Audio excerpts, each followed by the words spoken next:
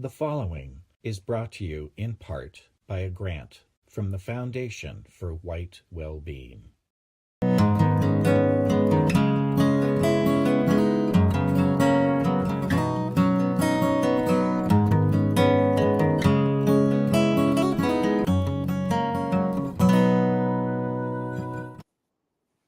We're rolling in, going free, ladies and gentlemen, and let me know that the mic is working. You know, we've had the issues with this platform, but we have a very special surprise guest. We're going to bring him on right now because we got him for just 30 minutes. It's the one and only Martinez, ladies and gentlemen. Good to see you, brother. How are you doing? Good to see you, man. Good to see the no white guilt community. Hope you're doing well. Awesome. Yeah, it's awesome. And well, I wanted to jump right in. I mean, a lot of people already know who you are, and it looks like the mic is working perfectly, so that's good. Had a few problems here and there from the platform, but it's working now. But a lot of people, there's a lot of crossover in the communities, especially with the focus on the well-being of our people and actually ending our victimization rather than just complaining about others. But I guess if you could just share with folks what you do and who you are, and then we can get into some of these questions about Trump and his first 100 days and how things are going right now. Yeah, I've been a content creator for about 10 years now. It's been quite a while. I've been running different websites. I run a site called Martinez Perspective, and I've been doing that for 4 or 5 years now. I do a podcast. I've written books, and I got into the pro-white stuff about 5 years ago during the Trump alt-right days. Right. That was like the big entryway for me, for many different people. We got into it, and I've been fighting the fight ever since. I've put out a documentary called The Anti-White Agenda, 6-part series. I've been looking at some IRL type options as well. I live in Spain, so originally Canadian. Canada is one of the worst kind of countries that has fallen down the rabbit hole of left-wing ideology, and so it's not the most friendly environment to be in Canada. So I ended up moving to Spain a few years ago, but it's pretty much the same in Spain. Actually, I realized that the politics are the same. Better climate, there's some better things about Spain than Canada, but politically it is horrendous. It is the same crap, the same left-wing anti-white stuff going on. So I've just been trying to do what I can with the platform that I have to get the message out. I guess some people know me from the Omegle clips and stuff like that, some kind of cringe Wignat stuff I used to do, but now I'm a little bit more serious, I think, than back then. I think we need to be a little bit more highbrow and intellectual and move away from the shock comedy, Jerry Springer type of stuff, because we see a lot of that stuff going on. It's quite popular. Unfortunately, that's just how it works. Like, I realized early on that the shock comedy stuff gets more attention because that's just human nature. People want to see shocking stuff. People want to see humor. But I think we could be humorous in the right way without going over the top, without being obscenely offensive, to present ourselves correctly, to win over better people than what populates that whole environment. Yeah, really well said. And that's your arc through the sphere is the arc of people who have a good heart, and the reason they got into it was the right reason, or the right reasons. Maybe we could say the white reasons as well. But so many folks end up getting steered into like the like you were saying, like the Wignat type of stuff, and the complaining and looking for that scapegoat, rather than asking, like an adult, how do we put an end to our victimization? It's so many years ago when I was first involved, I would listen to these conferences and speeches over and over, and it would they outlining and detailing everything that could be outlined and detailed about this group and that group. And then I would ask the question that seemed, for those of us who move on and away from that kind of thing, the pertinent question, but kryptonite in those environments, which was, okay, now what do we do to stop our victimization? They were like, what do you mean talk about us? Right. Right. They don't want to stop the victimization is because they want to ride it. They want to ride it to a grift and keep it going so that they can continue to make a living off of it or whatever. Or they're just black pilled and they enjoy that. That a lot of these people are nihilistic. They want to have that oppression on their necks. They enjoy it. And it's funny because I've been doing some like debunking of the JQ stuff recently, and the response to that was like, it's always this incredulous disbelief, like, this group of people is not absolutely in total control of everything in the world, and maybe there's other groups that are involved here, and maybe they don't have as tight a grip on absolutely everything. I'm like, this should be good news to you. Yeah. This should be great news. Why would you want them to be as powerful as you thought that they were? Maybe they're not. I'm not saying they have no power. I'm just saying maybe they're not in total control, and that's not a bad thing. But they want it to be true. They want the meme to be true so they can feel oppressed. Great point. And then you don't have to do anything. If you're utterly oppressed and depressed, and your victimizer is omnipotent, then you can remain doing nothing. You can, many of these people, of course, you meet them over the years, as I have, and they're laggards. They're just, everything in life is, they're not upstanding. So many of these folks, not upstanding people. The ones who are, move away from it. If they hear about a white positive approach, they can get away from this childish cartoon villain role playing. Then they'll come to us. But unfortunately, so often they end up cycling right out. They end up leaving because they're so put off by degenerate individuals coming in, demanding that everybody have the exact same set of words, the exact same set of ideas, the exact same, stiff-legged goose walking. And they leave because that's antisocial. You can't get along in the world. And then they end up with these takes. And we're seeing this now in kind of a segue into what you see going on in the world. But they end up with these takes that are all born out of this erroneous notion of powerlessness and complaints, holding tight to the scapegoat so that they can't be responsible. They don't have to have agency, which takes maturity. That's one of those adult things, responsibility for where we are and how we're going to get out of it. So they come up with these takes, and we're seeing it all over the place right now with Trump and the Republicans and what's happening. And it's all about all these forces, and everything that we see is just an illusion, and there's nothing real and nothing fake, and there are no individuals. It's kind of like this. I was thinking about this, brother. Their view really is this two-dimensional players and pawns, and there are a few players, and then there are tons of pawns, rather than individuals with agency that can pursue expeditiously, whether it be something negative or positive in their lives, or even neutral. And so they end up with these really simple takes, these 2-dimensional takes. But wonder what you see going on in the world right now, and if you have any thoughts that you'd like to add to that.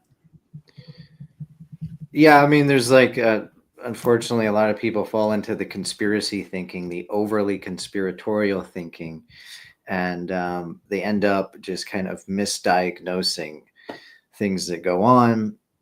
We saw that during the COVID stuff. We saw, that went off the rails into this whole nonsense about, 5G towers and stuff. And, of course, they always want to link everything back to the JQ and do their little cherry picking game. And it's always the cherry picking game that they do. And they don't actually look at the broader picture. And it all comes back to being black-pilled, that all of the institutions are totally controlled, and nobody can possibly ever change anything going on. And you couldn't possibly get into your local political scene, or your local school board, or you can't do anything really.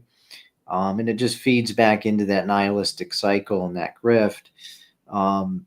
Trump is interesting. I guess you wanted to talk a little bit about Trump. he's got an interesting way of governing. I mean, I think he's a little bit sharper this time around.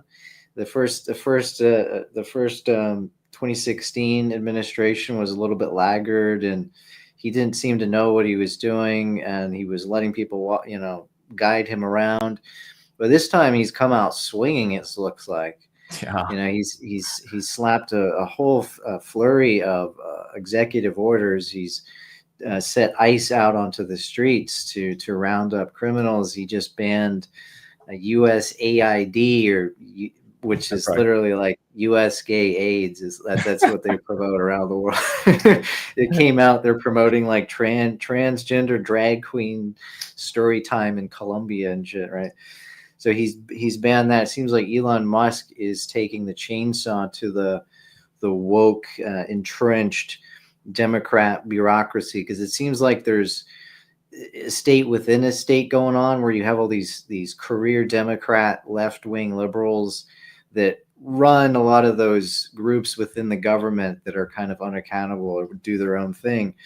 And Trump didn't seem to know about that the first time because he didn't touch those organizations. Yeah. But now he's on the war path because of all the lawfare. So he's saying that he's gonna. The last thing I heard was that he's gonna clean up the FBI and clean out the CIA. That's what he was saying. Yeah. And he's abolished DEI. He's totally. I think he's totally like cut the funding directly to all DEI agencies and programs. So I mean, I have to give credit where credit's due. I know like the kind of Wignat tendency is to always, to always naysay everything and be like, it's not good enough. It's not good enough. But look, we live in the real world. He's in power. He's doing some good things. I think we should kind of encourage this trend. It's certainly a step in the right direction. Things are moving in the right direction. Not only in America, but in Europe as well. So Trump is kind of, what he's going to do is he's going to create this ripple effect, and he's going to influence other political parties in Europe to lead by example. They're going to look at his example and say, well, he's doing it, so why don't we do it? So I think I'm kind of white-pilled right now. So don't ruin it, man. I know. I mean, there is a lot, and we have no delusion here about Trump, and that he's, we're not gaming that he is our guy or anything of that nature. We don't know how exactly. We're not in his head exactly how much he actually cares for white people or our projection of our spirit into the world, and therefore the retaining of it. But he's chopping down a lot of things that I think a lot of people didn't even know existed. Like they didn't know how widespread this anti-white cancer was. They didn't really know that there were these colossal agencies, literally colossal, that were networking and working with these colossal NGOs and funding anti-whiteism around the world. And you made a really great point when we first got started, and that was that the anti-whiteism is the same in Spain as you were seeing in Canada, as you're seeing in the United States. It's the same across the West. And so if you have something that is identical all the way around, that's your issue. That's what you have to deal with and address. And you have to begin with, as we like to say, on that individual level, you have to have conversations with people. And if you are losing those conversations, then there's not going to be any victory above that peer-to-peer conversation that you're having, whether it's online or in person. But you're making a lot of great points. There's a lot of good things happening right now. And yes, a lot of this is going to end up being, cut off at the knees. I mean, already the lawsuits are coming forward. The FBI has already filed a lawsuit about the demand or the requirement that they have to list all of the cases that they worked on. And then we're finding out, of course, that 39% of the FBI, this was just in the news, 39% of the FBI, the totality of their agents, so it's a massive number, were put to work on hunting down everybody who went to Patriots Day, January 6th, and finding ways to prosecute them. And I was remembering, brother, when I looked at the news years back when Biden first got into office, do you remember they said that the biggest threat were white people who weren't anti-white enough. Of course, they called us, white supremacist terrorists and things like that.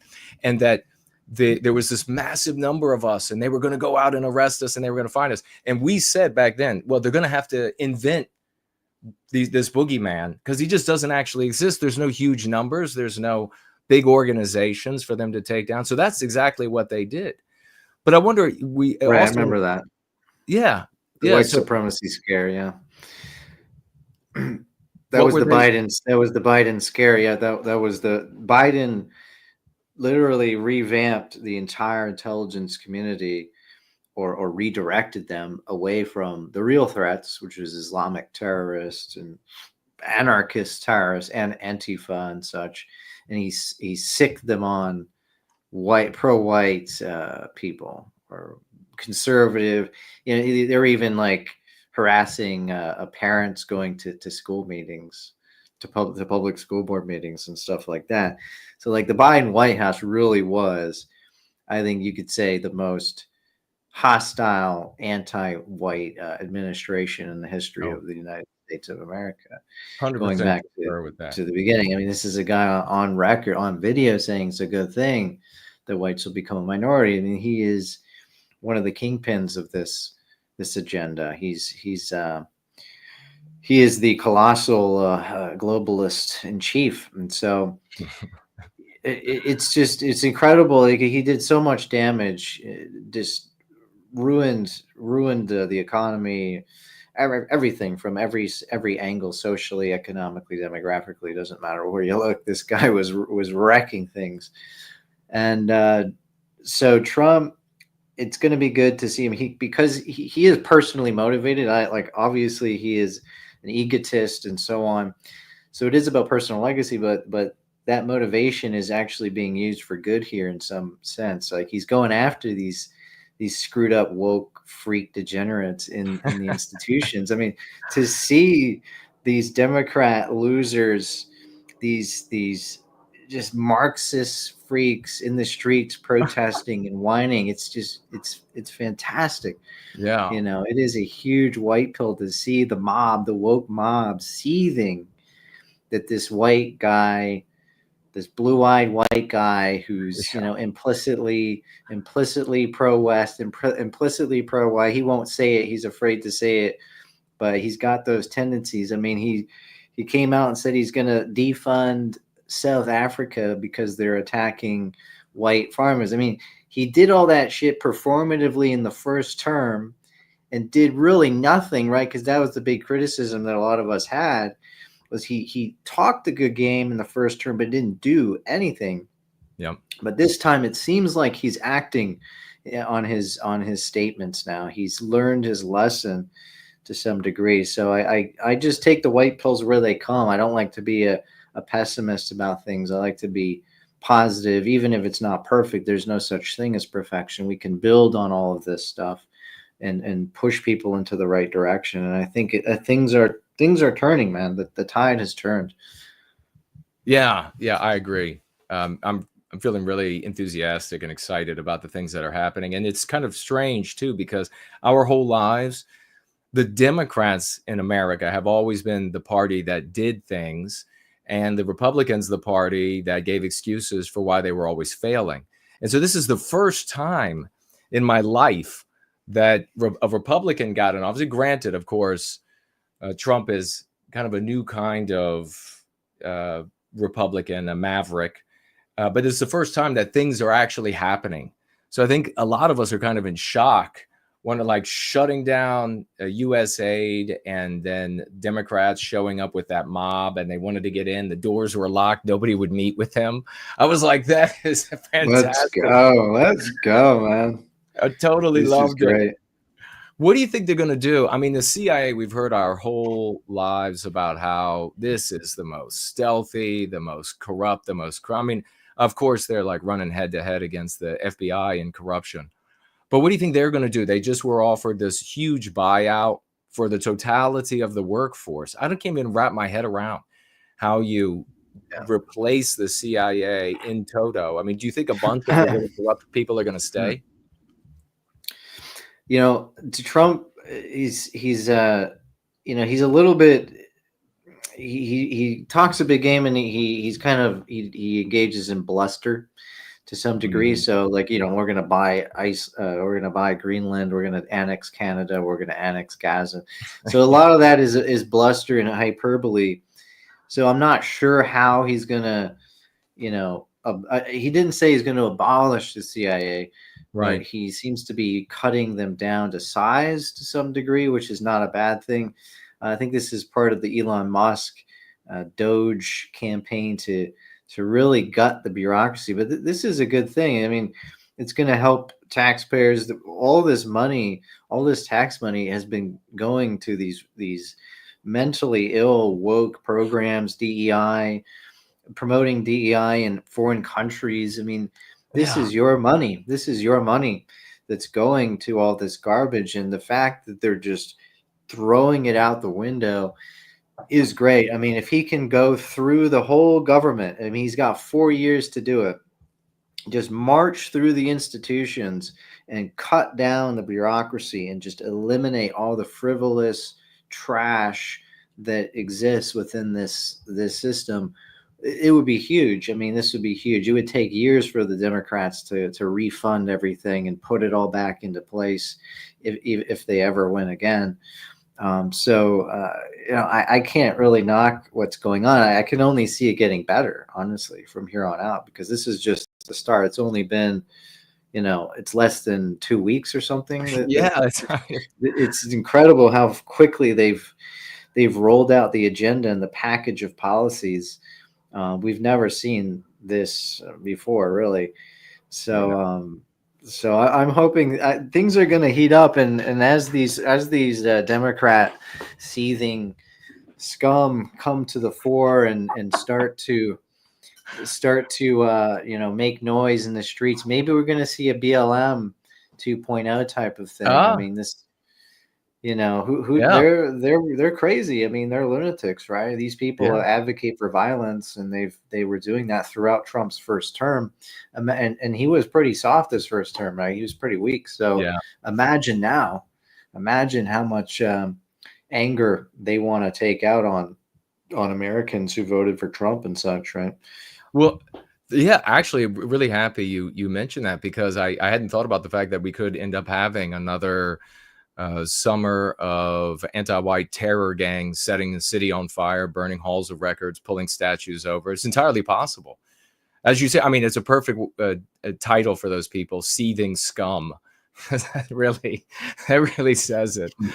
That is exactly what they are. What do you think is going to happen? And you can comment on that as well. But what do you think is going to happen with the deportations? I mean, we're running really low in the deportations, several hundred a day, and to reach the number that Biden had brought in, it would have to be about 7,000 a day. And they actually yesterday ran out of beds, and they released almost 200 that they had arrested for deportation. What do you think is going to end up happening there? Yeah, I mean, that's one of the points that I guess Trump's been critiqued on, is that he's not deporting enough people. And I agree. I mean, I would love it if he deported 1 million people in a month or however it works. But it's, if I had the power, I think we could deport a hell of a lot more than what's going on. But, I don't know all of the intricacies of what it takes to deport people. I mean, there's all kinds of legal issues. I mean, it's not as simple as like, he could send ICE and the military to the streets to just kick people's door down. And I mean, America has checks and balances. It's got rules and regulations. Kind of unfortunately, right? Like at this moment, I wish it didn't have so much, so many roadblocks and all this stuff.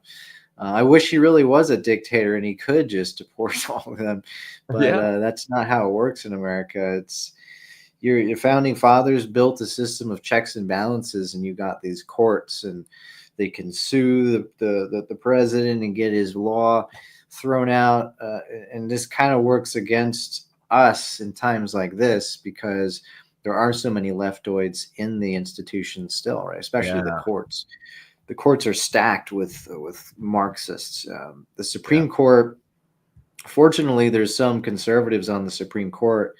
like Clarence Thomas and stuff, and they've been able to, like, I think they threw out Roe v. Wade recently and stuff like that. So I think there's still like, I guess the Republicans control the House, the Congress, and the Senate, and so it's looking good that many laws will be passed. But I don't know what the Democrats are going to do to respond to that. I don't think they can do too much at this point. So I'm pretty enthused as far as how many. I don't know. Like JD Vance said something like, maybe they can do.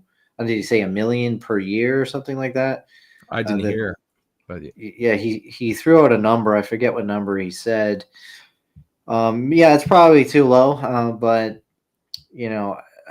it's hard to say from somebody who's never served in government, like how you can deport like 10 million people. I mean, I wish it could be done. I don't know if they have the resources to do it so quickly, but I hope Trump starts stepping up the pressure here, because that was his big promise, and he should be held to the promise, which was mass deportation. That's what he said. Yeah, exactly. He says this is going to be, I think the exact words were, this is going to be the largest mass deportation in the history of America. And so if he doesn't follow through with that, I mean, I guess it's justified to critique him on that for sure. Yeah. But let's wait and see. I mean, it's only 2 weeks in. Yeah. I hope it continues. Me too. We want to get from you where folks can follow you in our closing minutes here together. And I also want to hear what you're working on for people to be able to follow up. And you had mentioned the Anti-White Agenda 6-part series that people should head on over and make sure they check out, that you put together. But I also wanted to get, as part of that response, what your thoughts were, if any, on these new demonstrations. Some of them have been quite violent. I think there was Chicago, New York, LA, where you have these like thousands of Mexicans, I guess, because it's mostly Mexican flags that they're flying. They're setting American flags on fire. What do you think the public's response is going to be to that? Well, I saw some memes come out of that. It's pretty reckless. These people are they're protesting deportations and flying Mexican flags. It's like, guy, you're retarded. It's like, if you love America, supposedly you want to live in America, yet you're flying a foreign flag, and you don't want to be deported to that place. Crazy. So the memes are coming out from this. It's really incredible, the disconnect in their thinking of these people. It's like they really don't love America. I think they love Mexico. They love their culture. Yeah. So if you love your culture, well, the border's not that far away, man. Like you can probably walk across. So yeah, that's I think that's going to be a W for us. Just the optics of how stupid that looks. Definitely Trump supporters are going to laugh at that and mock that. And yeah, there's nothing they can do about it. I mean, they could protest all they want. ICE is still going to kick their doors down and pick them up, and that's it. They came into the country illegally, and they shouldn't be there. Very simple. But yeah, I do expect more mass protests to come about. These people don't want to leave, and they're going to do whatever they can to stay. That's just how, unfortunately, it's how it works. That's why you just don't let those types of people into your country to begin with. Yeah, that would be a problem. Yeah, people can find me at Martinez Politics. That ends with an X, POLITIX on Telegram. On X, you can find me Martinez_clips. And the Anti-White Agenda is sort of like an ongoing series. So I did 6 parts. I talk about the Great Replacement. I talked about the last one. It was about Kamala Harris and her anti-white history and backstory. And it's kind of like I can add on different parts to it. So it's indefinite. There's a lot of material to work with the Anti-White Agenda, man. So we can go on forever. Oh, yeah, exactly. When are you next on so folks can check you out? As far as my streaming? Yeah. I stream on Monday, Wednesday, and Friday, 4 p.m. Eastern on Rumble. The same title, Martinez Politics. All right, folks, you So, can find him there. Thank you very much. Oh man, it's been a pleasure having you on. We're going to do this more often. Like I was saying before we got started today, we really have to. Those who have evolved sociopolitically beyond the childishness and the rank idiocy, we need to talk more. We need to build up the community more, because there's going to, especially as this Wignat, as you said, community, especially as it becomes more multiracial, and every day it's more multiracial. Every day it's more Black, it's more Arabic. There are going to be white people who are going to see the reality of, wow, this doesn't get us any closer to an outcome where we are not victimized anymore. It's just benefiting these other groups. They have a self-interest. Black Nazis, man. Black Nazis. You're on the block, bro. It's like, dude, the funniest thing is that back when I was in that thing, I think one of the main kind of, I took a number of positions that were not exactly in line with theirs, and one of them was this pro-Palestine nonsense. I rejected that. I said, I'm not pro-Muslim. I think Islam is the greatest threat to Europe demographically. I'm not going to support Palestine. They don't support us. They hate us. And it's funny. Like, they would try to chew me out about that. I was like, you guys are not even pro-white, right? you just hate that group more than you love our people. So we get where this is going. Yeah, precisely. Thank God now there's room for a white positive voice in the maelstrom of stupidity, supporting things like Palestine endlessly. I'm so tired of the conference. I got tired, decades ago, but of the conferences where every meeting, every conference, the speakers are going to talk about things like this. In fact, there was a conference not long ago where one of the big speakers, the whole thing was about how bad the Palestinians are treated. And it's supposed to be for the benefit of white people. What are you even talking about? I think they should put the turban on their head and the keffiyeh, and they should head over there. Yeah, precisely. Well, brother, thank you so much for coming on. I know it's late over there, and I appreciate you coming by. And we'll do this more often. Sound good? For sure, man. I'll bring you back on mine as well. Perfect. All right, brother. You have a good night. Take care. Drowning in the argument, the anti-white says, what exactly is anti-white? You have got to be animated with the righteous passion of reclaiming our destiny. We are the heroes of this era.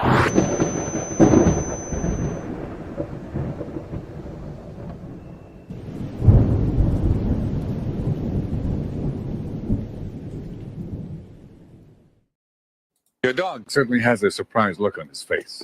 Well, that's because you're looking at his butt. Then he's certainly not going to enjoy that treat that I just fed to him.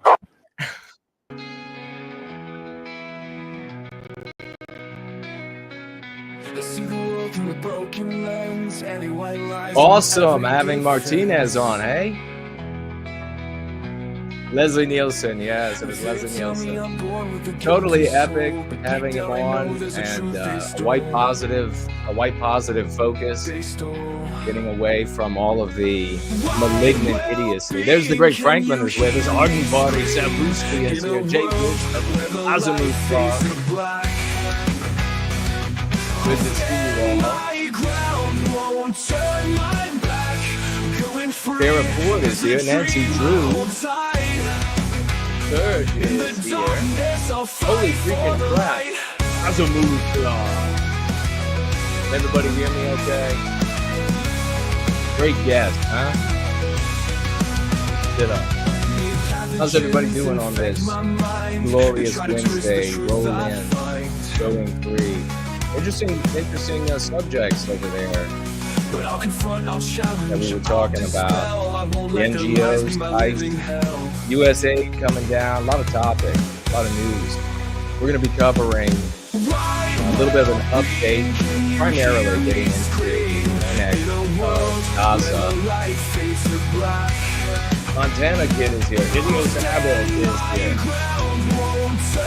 Dustin is here. Make sure you give a like and a share everywhere across all of the platforms, because not only are we censored by anti-white, we face the censorship of those in the white synthetic sphere, both the implicit and explicit, the Cucks and the explicit out there, anti-nationalists and non-white birds alike. We're going to be talking about the Annex of Gaza, the Sweden shooting. What is really going on there? I'm going to be keeping my eye primarily on the live chat where I see Janet of White Noir over here on X. Keeping my eye also on Premium Rumble up and running, and we got Domino. Yo says, let's go. D-Live is up and running. Odyssey is up and running. Good fans will give on all of those platforms, including Instantly, which is indeed working. It didn't work right away. We also have, of course, Cash App, Subscribe Stars up. I'll be keeping my eyes on all of that. Make sure you tag me as No White Guilt. Of course, I want you to watch because we are on YouTube, and so therefore I want you to watch Martinez on YouTube.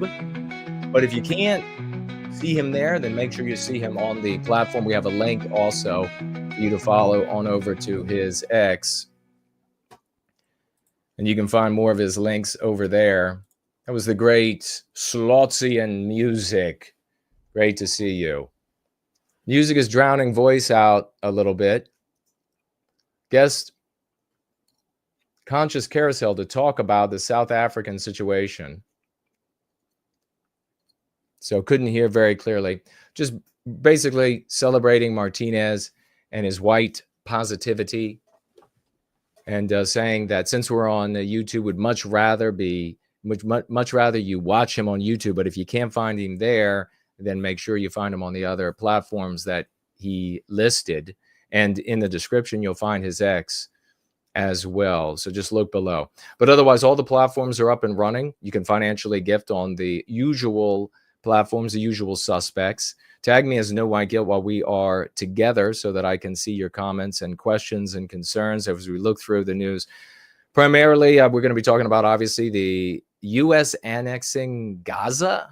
What is that all about? The Swedish shooting, Lobach and her Black Hawk. Tongue twister.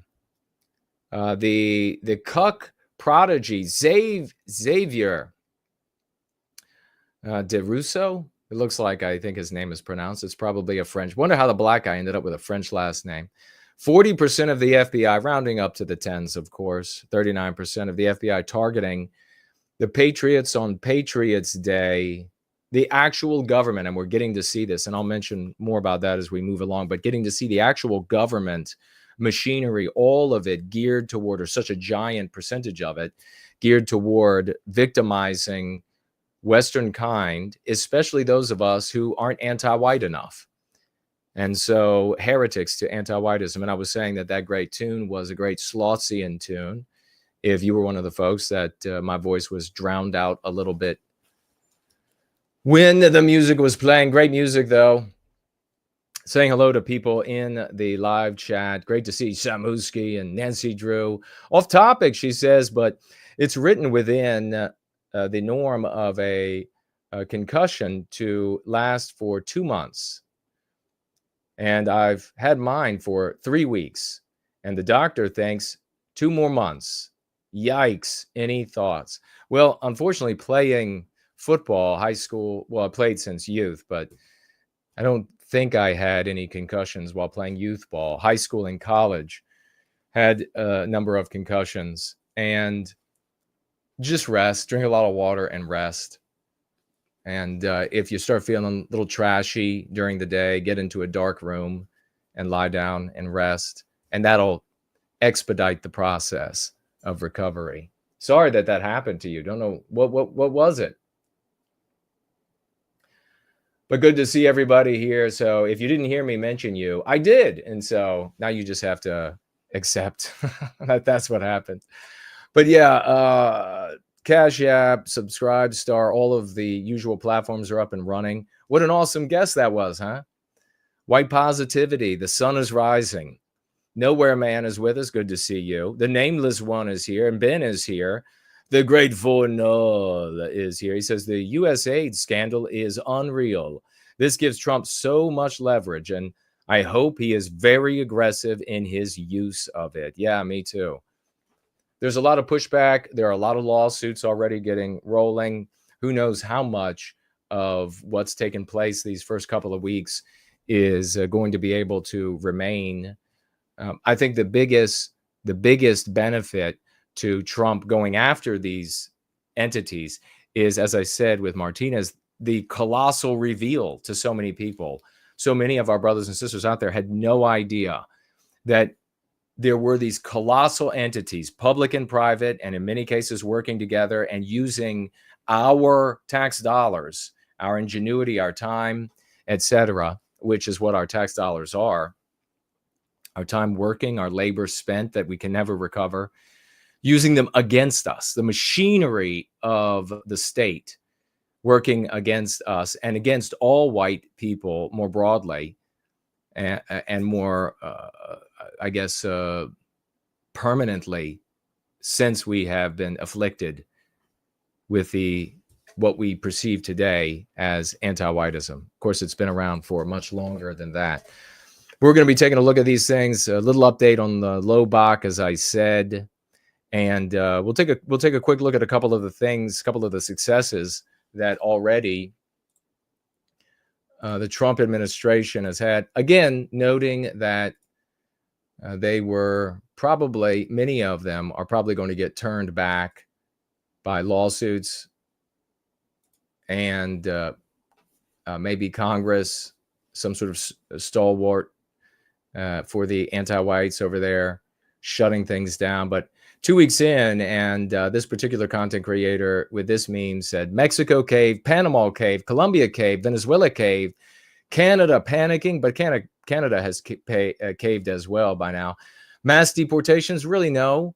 And I just mentioned, as you probably heard with Martinez, nearly 200 that had been arrested for deportation, released yesterday by ICE because they simply didn't have any more room for them. And so what do you imagine will happen moving forward? We talked about the Congress having to appropriate the funds, which will probably try to be done with the reconciliation bill coming up, to appropriate the funds necessary to expand the size of ICE and detention centers. We have giant military bases. Can't we just put up, I mean, if the United States and the United Kingdom could house German soldiers in the elements and just chain them in with chain link, certainly in the frigid cold and the rain and the snow, then surely in wonderful parts of the United States, you could set up giant detention camps of just fence and razor wire and guard towers and just chuck them in there, throw the food over the top. I mean, if we could do it, if it's been done to white people, and it has, why can't we do it to them? You could throw them some tents in there, some pup tents as well. They could set it up and get underneath of them. But yeah, had to release some 200, almost 200 yesterday. DEI programs are ended. Of course, another order that we see, an EO that can easily be turned back. So much of this easily turned back with EOs. Bureaucracy slashed, and it's in the process. And we see, as we're talking about with Martinez, how delicious it is to watch the anti-whites screaming and frothing at the mouth and being turned away from places like U.S. aid and the Treasury, where they're outside chanting for Elon Musk's head, demanding that the individuals that he hired be doxxed and murdered. We're seeing all of that. We did see, though, that yesterday a attorney for the government reached out and made public that if you are threatening these workers of Doge, that the Department of Justice will pursue. But we're all waiting to see. what exactly is going to happen. I mean, Chuck Schumer even got a letter from 2020 when he threatened Gorsuch and Kavanaugh, if you remember. He said, if you make these rulings, and remember when he said this, I actually said live on stream, I was like, how is he not immediately arrested? He was like, if you make these rulings, you are going to feel the whirlwind of retaliation. And nothing happened to him. Any one of us would go straight to jail forever if a Republican even had said that about some of the leftist anti-white judges, or more anti-white. They would have been arrested. Nothing happened. But he receives a letter the other day asking him to clarify his thoughts. Why give him the opportunity to clarify? Just erase that POS and charge him, and let's go ahead. Let's move forward with the convictions. Don't drag your feet. 51 intel agents lost clearance. Border crossings down by 93%. It's analogous to when Trump first came in office, and there were the concerns that he was going to be deporting massive numbers. And so the number coming in dropped for a while. We'll see how long this drops, how long this drop stays. I mean, why is it not 100%? Why aren't they stopping every person trying to come into the country? Why is it possible at all? Reservoirs filled up in California to put out fires. And of course, there are already anti-whites over there complaining about that. We have a little clip from Little Miss Levitt that we can listen, and we're going to get into the items that we have here and whatever is on your mind as well. But before I say that, I want to let you know that if you would like to donate to the work we're doing here for the Church of the West, you can do so at thefoundationforwhitewellbeing.com or .org. You can also head on over to knowwhyguilt.org, where there is a link, and you can donate to this work. Please designate yours truly as the point person and destiny of where you would like those funds to go. I would appreciate that very much. But you can do so and get a tax deduction here in the United States. The Foundation for whitewellbeing.com or .org. Let's listen to Little Miss Levitt. You're watching live coverage. Through USAID over the past several years, these are some of the insane priorities that organization has been spending money on. $1.5 million to advance DEI in Serbia's workplaces, $70,000 for a production of a DEI musical in Ireland, $47,000 for a transgender opera in Colombia, $32,000 for a transgender comic book in Peru. I don't know about you, but as an American taxpayer, I don't want my dollars going towards this crap, and I know the American people don't either, and that's exactly what Elon Musk has been tasked by President Trump to do, to get the fraud, waste, and abuse out of our federal government. Thank you, guys. And there's a lot more. I'm sure you all have been listening. I mean, Rand Paul every year comes out with a whole list, and there was a reporter that I met actually years ago, many years ago, maybe like 2000. His name will come back to me. Stossel. John Stossel, and he would uncover the abuse and just a couple of the programs, some of the most outrageous. And you can see now so many more of these programs are coming to light.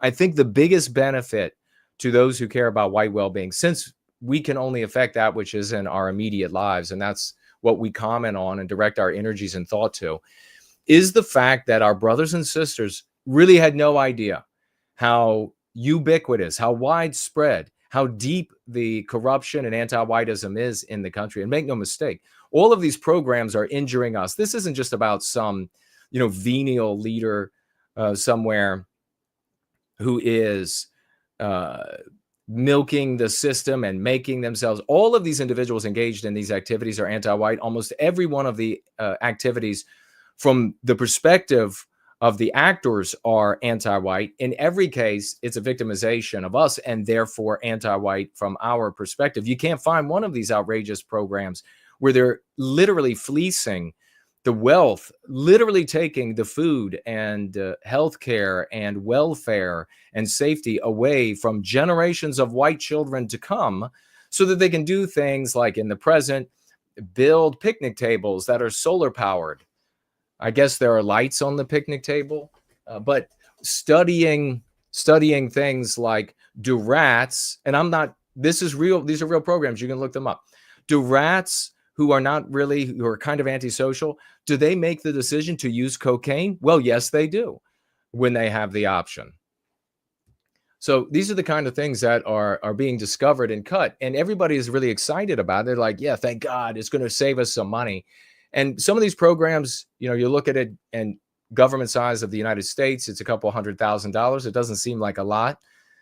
Together, they're an enormous amount. It's I think they're up into the billions now of savings.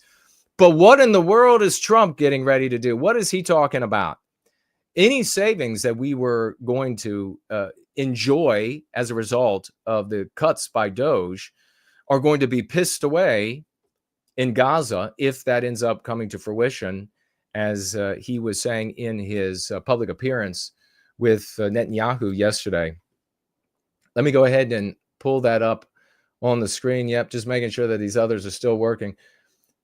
But before we get there, I did want to show you Trump ordered to dismantle the Department of Education. This is a big one. It's a really big one. And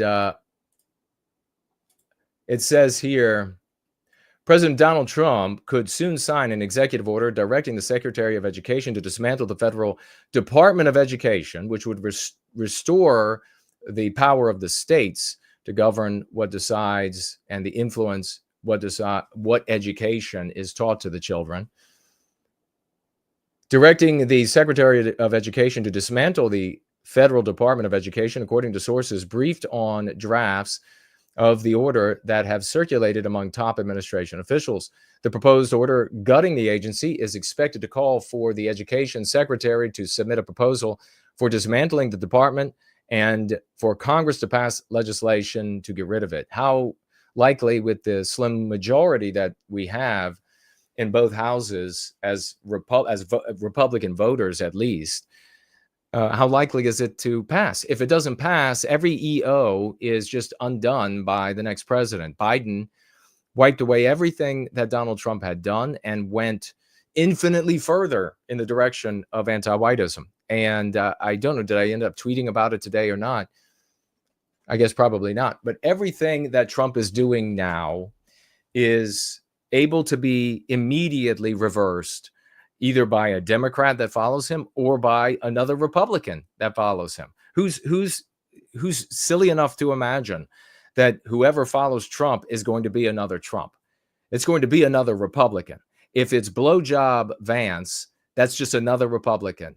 And you'll see the capitulation all over again. And the machinery, the anti-white machinery of state, will go right back in place. It'll be funded again. They'll be able to open the doors literally overnight. So that's why it's important to combat what is fundamental, what is behind all of this. You see, the notion that you can just eradicate, you can just defund, you can shut down USAID, you can shut down the Department of Education, the success of that is built on the unspoken premise that there are people in society, that there are people in the United States that can be hired and elected to office to perpetuate those outcomes so that they're not immediately reversed. The reality is there aren't any such people.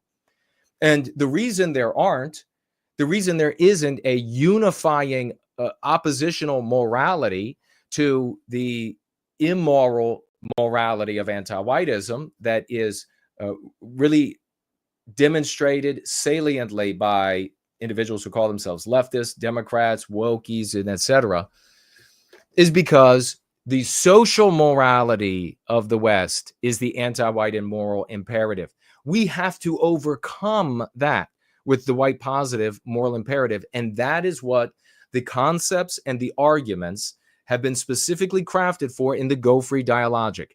If you do not combat anti-whiteism on this moral, social moral level, if you don't, then all of this politics, all of the politicking, the executive orders, even bills that they could pass into law in Congress can immediately be undone. They can be undone, indeed, by judges.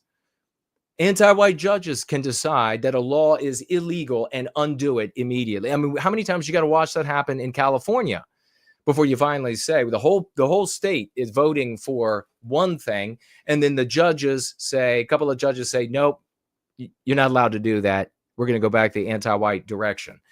So politics and culture are downstream of the social morality.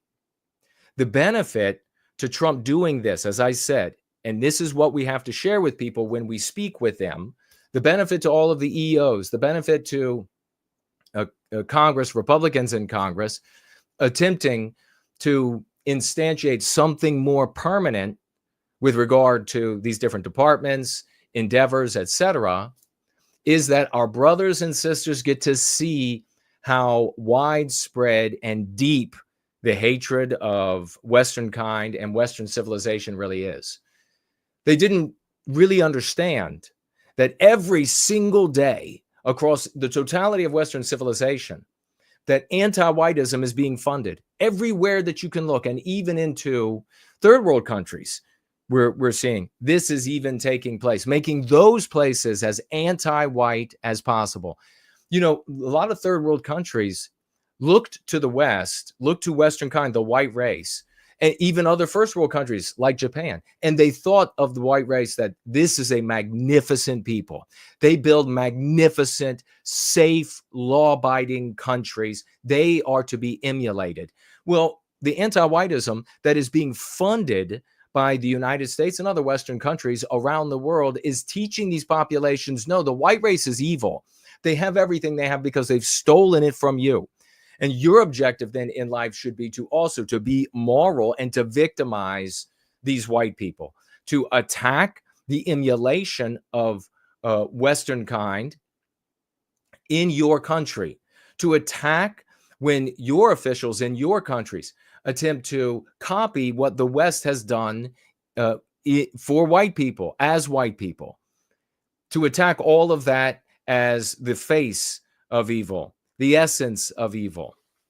And so that's the real benefit that we get here in Trump attacking all of these entities. Day after day, the news is coming out. It gets thicker and deeper, almost by the hour, of really how omnipresent the hatred of Western kind is. That's how we have to be talking about. It's not just corruption. It's not just some politicians setting aside some money, a slush fund, so that they can get themselves reelected. Don't allow the cucks out there to put that notion into your mouth. This is all from top to bottom anti-white. That's what's driving it, and those are the outcomes it achieves. Those are the outcomes that it celebrates.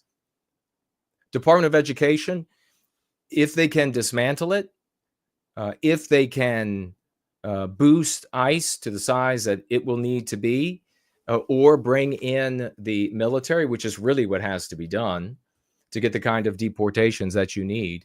If you are going to use Congress to do this, it's going to have to take place in this very first year. As I've said before, once you get to the midterms, everything's off the table. They're not going to vote for anything radical. They will even capitulate the Republicans to Democrats and say what they want to hear. Because in their little districts, in their states, where they need votes, there's going to be anti-white media. They are talking to a population that has been impregnated with anti-white notions of right and wrong in an anti-white metric of morality. And those people will very easily be able to be talked into not voting for Republican whatever at this level or that level. Those people are going to be the ones that capitulate. So third year of Trump's administration, good Lord willing, he makes it there, because they're already moving to impeach again. But third year, it's going to open it up again, not as much as year one, but open it up a little bit for some big changes. But then fourth year, lame duck year, and you've got elections coming up again. And so that'll be the end of it. It's got to happen now. All of it's got to happen right now. This first year, you can forget about it. People are talking about, well, he's got four years. He's only been 2 weeks. No, you got 1 year and it's over. So use this opportunity, those in this community and those who hear my voice live or in replay, to point out to our brothers and sisters the colossal depth of the anti-whiteism. How many institutions, how many NGOs are involved in enjoying, endeavoring to achieve, and celebrating anti-white outcomes, and let them know it's all coming back. It's not going away. There hasn't been any. You have a man. You have a man. Do you really think blowjob, if Trump were killed tomorrow, do you really think blowjob would continue this? Are you kidding? You're an idiot if you think that.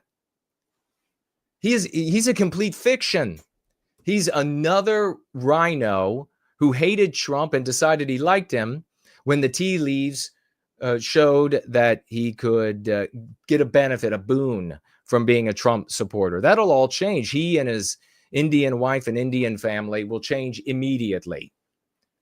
So this is a man. Woke is not put away. Woke is not defeated. You have a man who is pissed off about 2 assassination attempts, 4 indictments, 60-some charges in total, endeavoring to impoverish the family, 2 impeachments. You have one man doing this, and then it's over. So we've got to make hay with the lexicon and the dialectics that liberate our people while there is an opportunity to do that. Recognizing that along the way, we've got to fight the conservative establishment. That is all now. There's really not a hair's or breadth's worth of difference between the Big Con Inc., the alternative, and the Fox Newses and the bigger conservative organizations. They're all running in the exact same lane right now, and it's anti-white, it's multi-racial, it's big tent republicanism garbage. And you really have, if you can imagine, imagine I'm holding a rubber band and this direction is toward anti-whiteism. You have this sort of the anti-whites who call themselves Democrats or vote Democrat, I should say, they stretch as far as they can toward anti-whiteism. And then the anti-whites who call themselves right-wing or Republican voters, they snap right back and they catch right up with them. And then it looks to those who are Republican voters that things are going normal again. Things are becoming normal again because the other side is not stretching further off into the horizon with their anti-whiteism. They've been slowed down. But what's really happened is that's only a perception, because that their side of the rubber band has snapped right back to where the anti-whites or the radical anti-whites were just months, couple of years ago. And then the process begins again.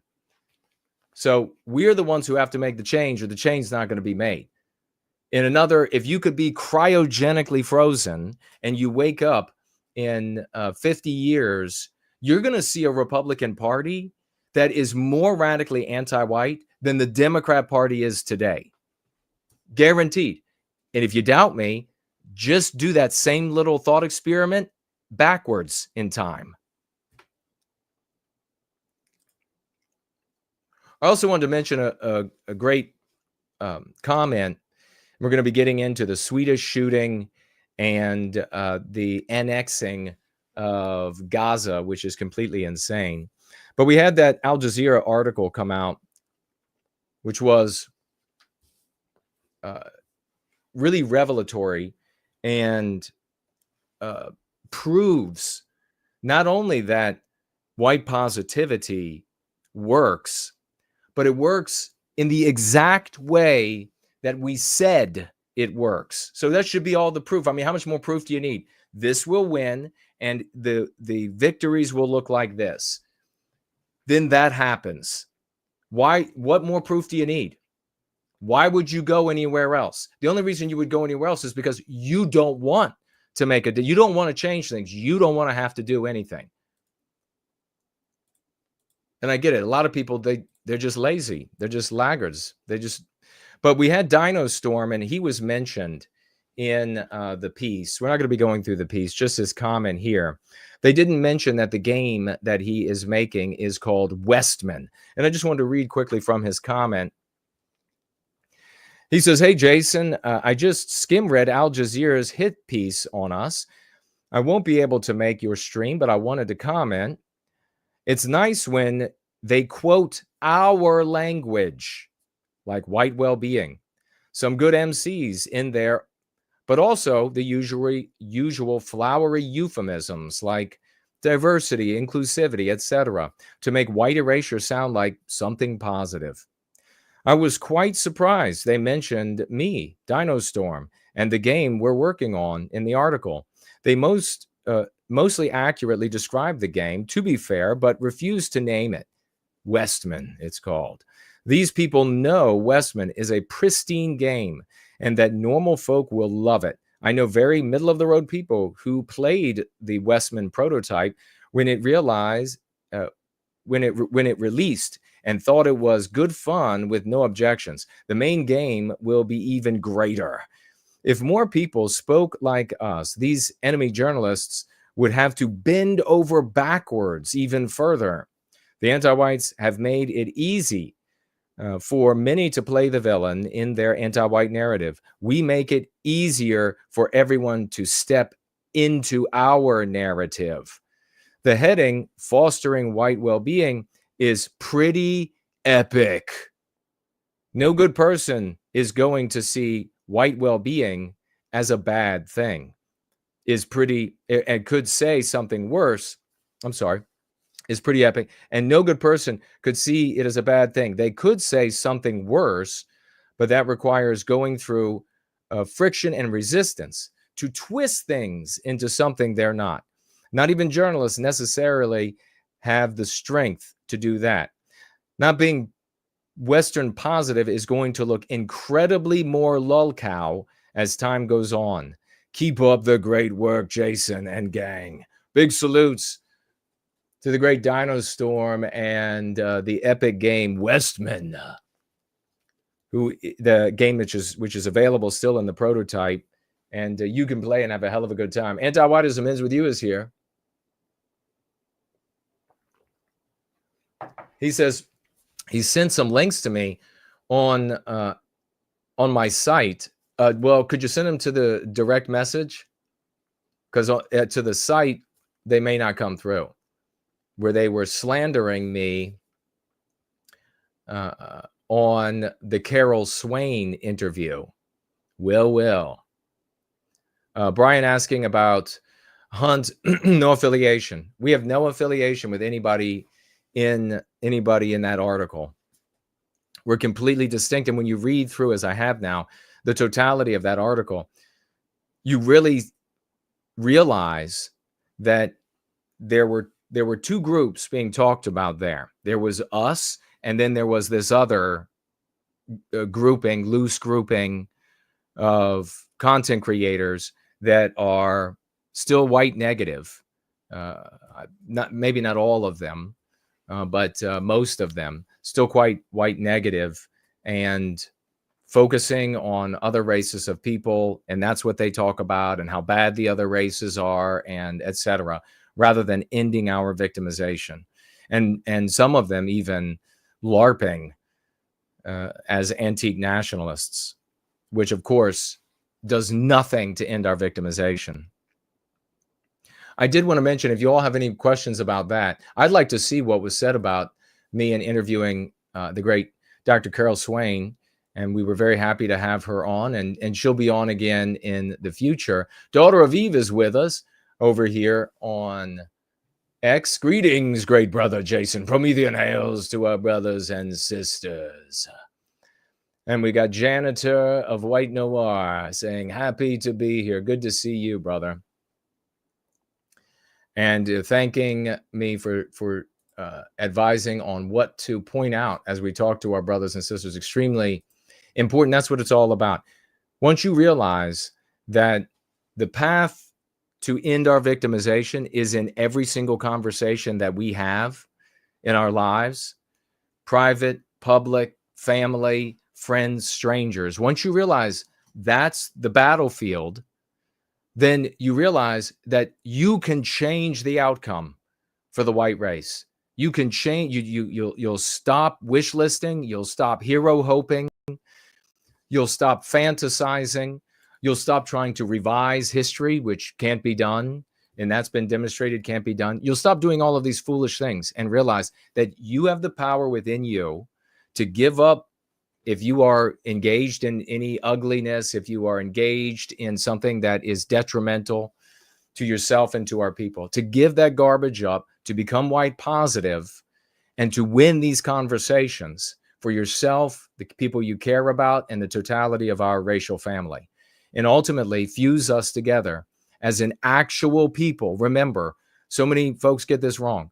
A people is not defined by the trappings. It's not the flag or the food or the etc. or the peculiar sensibilities of a region or the shibboleths or anything of that nature. A people is determined by its members seeking individual well-being by way of that group's well-being. If you don't have that, you don't have a people.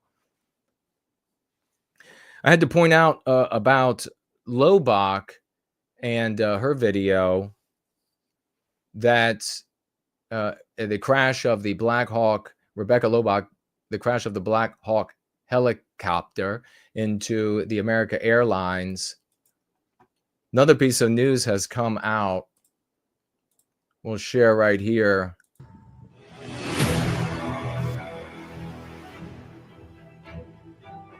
When the footage you released exposes the cuck and anti-white story of valiant female war hero as a lie, as a cover-up for anti-whiteism, putting an incompetent female in a role she would have never held in the first place. What did they do? They have arrested and are charging the airport authorities who released the footage that clearly shows Rebecca flying into the side and bottom of the American Airlines aircraft. They liked the footage from, I guess it was the Kennedy Center, where you're looking way off in the distance and you see some blinking lights and then there's a little orange flash, because that was imagery that they could then manipulate to be whatever they wanted it to be. A collision, an accidental collision, just a bizarre collision that took place, and nobody's at fault. Anti-whiteism is at fault. Rebecca Lobach should not have been in the cockpit. And we had, who was it? Dux Sexorum pointing out a couple of really interesting things in the thread from Sunday to consider, that she was endeavoring to achieve some sort of record for being the most young female and incompetent Black Hawk pilot, and that this recertification, first of all, the recertification should not have been done at night in a heavily trafficked area, and that if it had been a white guy, it would have had to have taken place on a beautiful day in an area that was empty of other aircraft. But because of anti-whiteism, girls can do anything. They're better than, they can do everything a guy can do except better. Because of that, and because it's moral to elevate females, it's moral to anything to just get rid of the white guy. It's moral to pick them up and put them on your shoulders and say, look, she can do it. They're so amazing. The instructor, instead of taking the controls away from Rebecca Lobach, and please, if any of the information coming later contradicts this, then we will reevaluate. But according to the data that I looked at from professional pilots who break these things down on the internet, as well as Dux Sexorum, and we have other pilots in the community, she was going above that ceiling of 200 feet again and again, up and down, up and down, up and down. Why? Why was that happening? Because little Rebecca was having to use all of her minimal strength. She was no PT stud. I showed you the photograph of her. She was a flabby, pear-shaped female. She was having to use all of her strength and all of her attention just to keep the Black Hawk in the sky.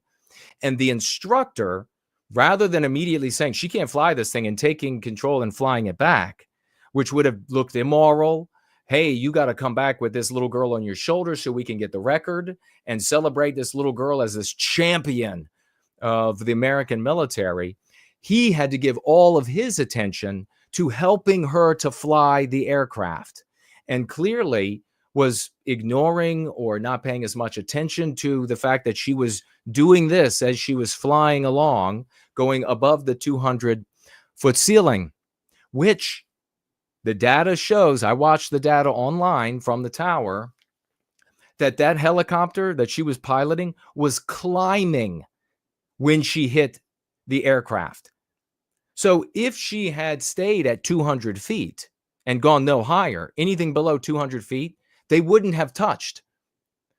But right the entire time as the aircraft had turned around, lined up on 33 and was coming into land, she was not only flying at them, but she was increasing altitude to the point of 350 some odd feet and was able to connect with the side and undercarriage of the American Airlines airplane. Now, why is it that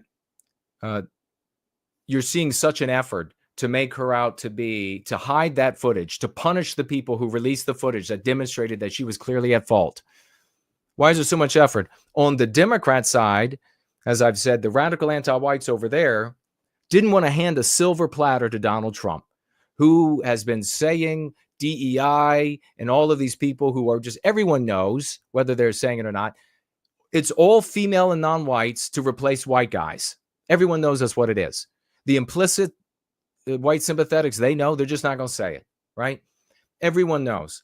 So the Democrats did not want to give, and the anti-whites in the deep state, in the DOD, in the FAA, and et cetera, they didn't want to give the president this silver platter of, oh my God, look how right you are. You just got into office, and this DEI worker right beside where you live now killed all of these innocent people, whole families, little children never get to live their lives.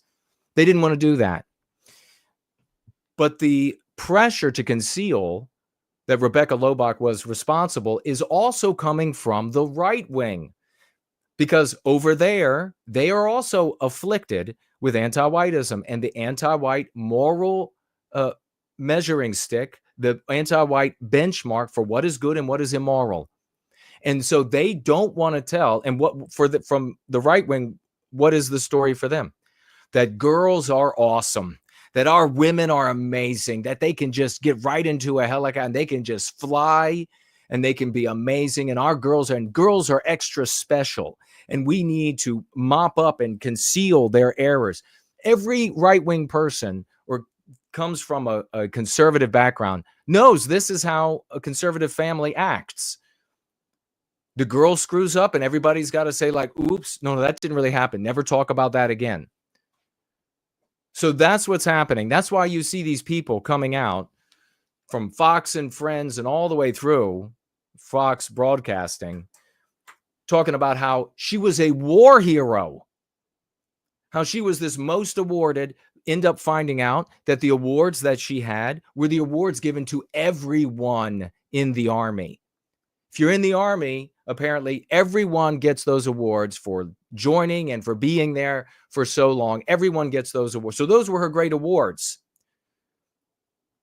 So those are the forces. The anti-whites that vote Democrat, saying we're not going to give a proof of what Donald Trump says in the first couple of weeks of his presidency, of how bad everything is screwed up. And on the right, that, hey, little girls are the best, and if they ever screw up, we have to hide it because they're girls, and that's our anti-white morality over here.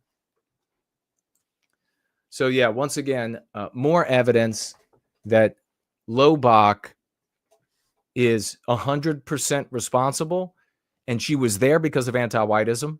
The instructor, and again, I will amend my comments if any contradictory information comes out. But interestingly enough, after I've looked at all of did some research looking at all of these different pilots online, very smart white guys talking about the accident and their thoughts on it. Nobody contradicting me. All of them scared about speaking out against anti-whiteism because that's immoral. Not even necessarily worried about some sort of economic repercussion or losing their channel or losing their pilot's license or whatever. It's just immoral. to tell the truth about girls in the West because of anti-whiteism. So let's get these split tails out of these jobs where they shouldn't be. No more allowing females to play at soldier or airman or sailor or whatever it is. No more allowing. Plenty of roles for females to be able to serve in, and these are not those roles. So absolutely disgusting. So I wanted to share that little update. You share the footage anywhere else, everybody would be saying, oh, thank God the footage was shown and we can actually see, more information is better.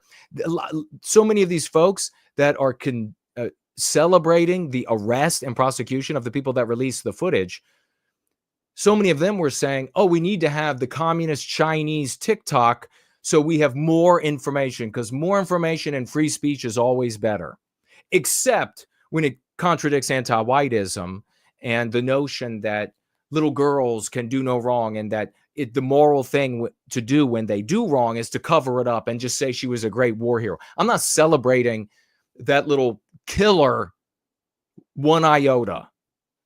She's responsible for the death of all of those people, and that should be known. I also have to mention,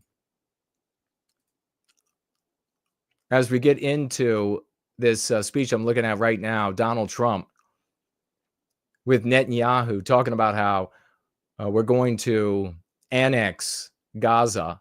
And a day later from that, today, there's already some pushback, but we'll get into it.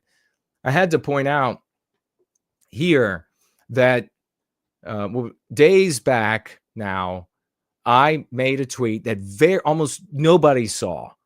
Almost nobody saw. Not even a 0.5% of the totality of my followers, because I'm horribly shadow banned since I'm white positive on X. Horribly shadow banned. And the tweet was me mocking those who are inside the anti-white narrative and who are immediately, they're of the mind that immediately when the anti-whites want to name something, including themselves, that they will immediately adopt whatever the anti-whites tell them. So if the victimizer wants to be called a cherub, these people will start immediately calling them cherubs. And I can't think of something more contemptible than people who do that. And so I said, everybody raise your hand if you're ready to take the next name change. So from woke to what? What's it going to be? Days later, it becomes dark woke. And immediately, people in the sphere begin referring to them as dark woke, including Carl Benjamin. And that was the video that I was sharing, that Mestizo Carf had shared. Immediately, it's the dark woke. And now, are they woke? Is this particular person woke, or is it dark woke? And let's pedal without a chain for a little while and make more income, grift more off the population, rather than fixing things. So to be right again, and a prediction that came true so quickly, I went on the internet earlier today and I was like, you got to be kidding me. All over the place, cucks talking about dark woke. And even have an article here. A new trend has been sweeping across social media as anti-conservatives try to figure out how to deal with the proliferation of MAGA and every awful thing they stand for. While traditional Democrats may still be pushing the idea of reaching across the aisle and finding a way to bring a fractured country together, this online faction is taking the gloves off and are going dark woke. I mean, you got to... It's self-parody. The fact that these cuck content creators immediately adopt any sinuous twist and turn back into the gutter of white victimization that the victimizers will give them is such a sign that you need to run your ass off to get away from them. You're wasting your time listening to that. But I had a really important question. As I look to what you all might be saying here, I have a really important question. And then we're going to get into Donald Trump and annexing Gaza.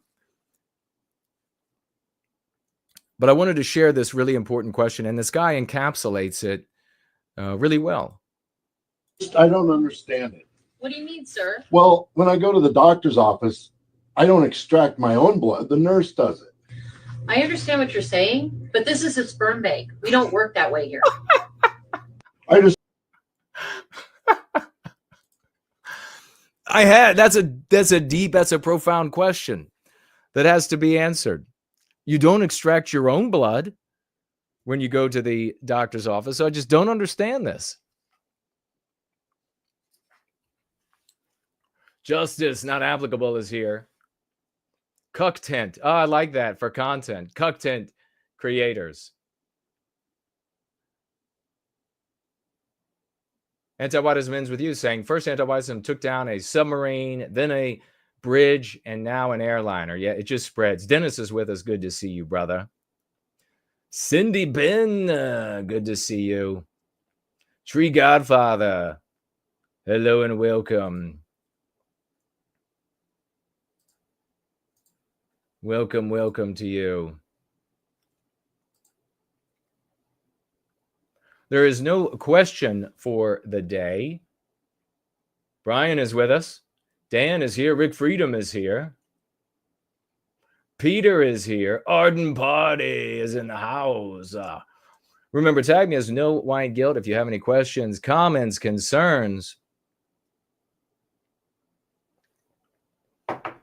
What do you think about Lobach? Do you think that President Trump is going to go against the grain of the right wing? All of these people crying crocodile tears over a war hero who just made a simple mistake. It was a simple ad. There can be accidents. Anybody can do it. You think he'll go against the grain and he'll come out in a speech and say that it was DEI in the cockpit, not necessarily DEI in the tower? I mean, the guy working the tower, we don't know, in an anti-white, white erased workforce, the kind of white guys that get finally hired, if he is a white guy, the kind of white guys that get hired are not necessarily going to be your peak white guys anymore. It's going to be the white guy that's deferential to all of the white guy who's going to immediately kowtow and bend over and be deferential. How wide do you want my cheeks? Kind of a white guy. But I mean, he told this helicopter 2 times and they responded, go behind. Here, this plane is coming into land. Go behind. And if they weren't so concentrated on having to fly a helicopter, that's probably what would have happened. They probably would have easily noticed the stadium level headlights heading right toward the helicopter. Or do you think that Lobach is going to be kind of adopted by the right wing as this glorious female champion in the armed forces? And we love our armed forces and we love our girls. Another guy raised a pertinent point, and I wanted to mention it, and that is that her body was pulled out of the water, claimed to be pulled out of the water on Friday, and identified on Friday. He said that when his mother died, he had to get her birth certificate, which took days, and then he had to communicate that to the social media platforms, which took days, and then them taking action took days for him to be able to take control of his mother's social media.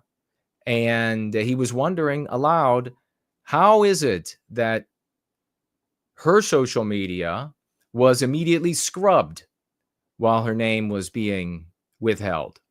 How does that happen? No death certificate yet, no days of communication. Well, obviously, like I said, you had anti-whites on both ends of the spectrum, right and left, and they were both interested in cleaning up her background and not revealing what really went on.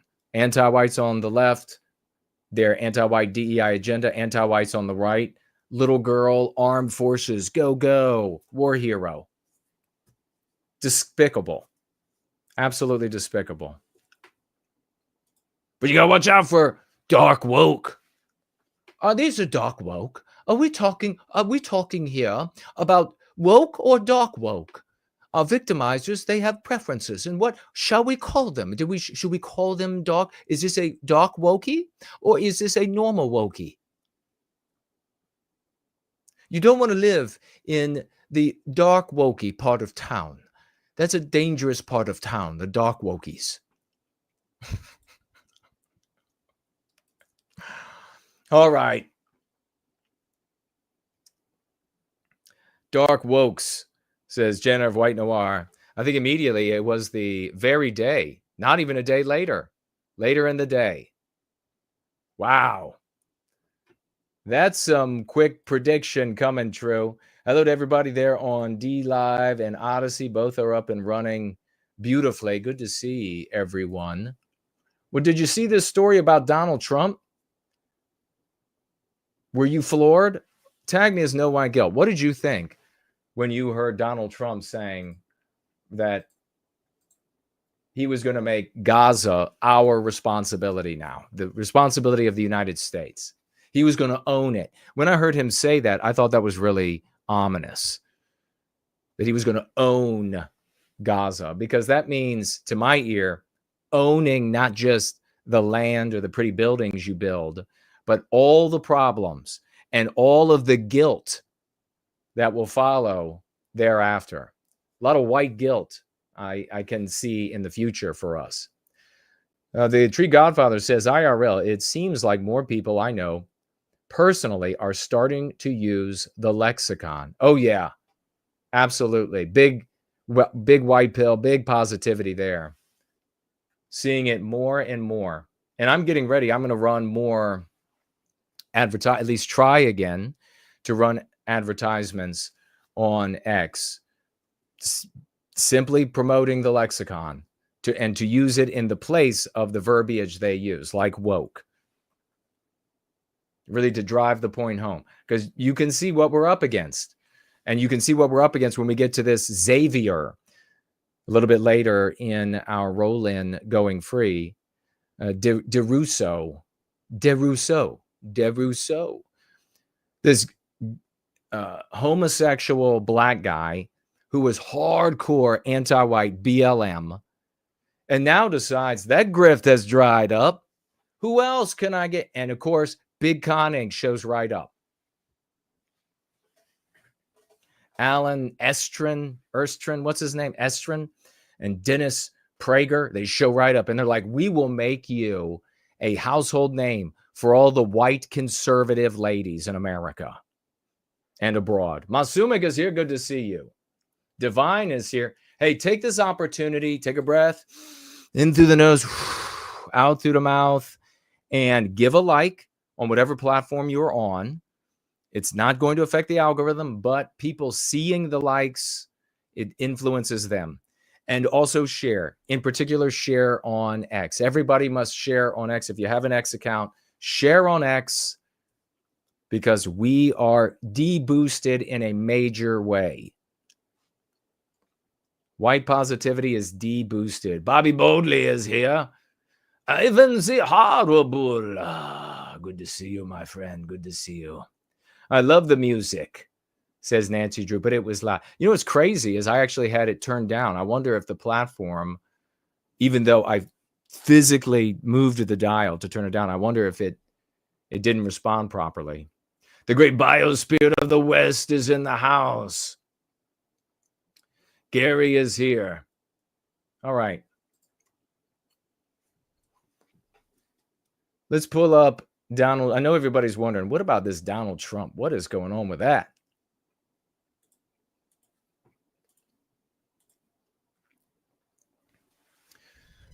Trump says U.S. will take over the Gaza Strip after relocating all Palestinians. Remember when this started after October 7th, and we had all of our comments about that and our opinions about how it's impossible to get across and attack Israel unless they let it happen. We had all those streams and we had all that conversation. And then we pointed out that Israel's going to have to do, or is going to do one of two things.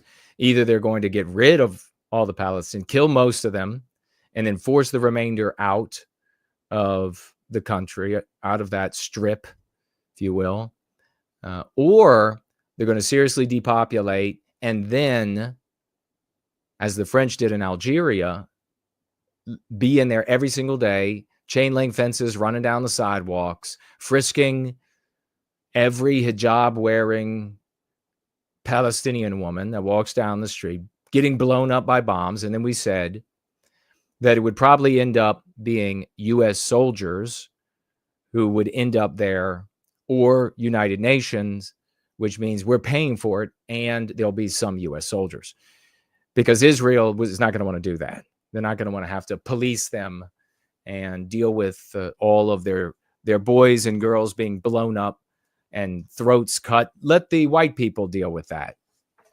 especially when you have Miriam Adelsons and so many of the others over here that are Israel firsters, and they're paying.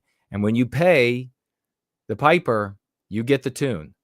So not a surprise. If you want white people to be white positive, if you want white billionaires to behave like Miriam Adelson, in other words, you want them ensuring their well-being by way of their people's well-being, you have to overcome the social morality of the West, which is the anti-white immoral imperative, psychological warfare, which is defeated by the white positive morality of the Go Free dialogic that we provide to you in a workbook. You can get it on Amazon. You can get it at No White Guilt Collectibles, and you can learn application by being here on Sundays and Wednesdays and watching me when I'm interviewed, and finding more people who will interview and talk with me and helping to drive the audience.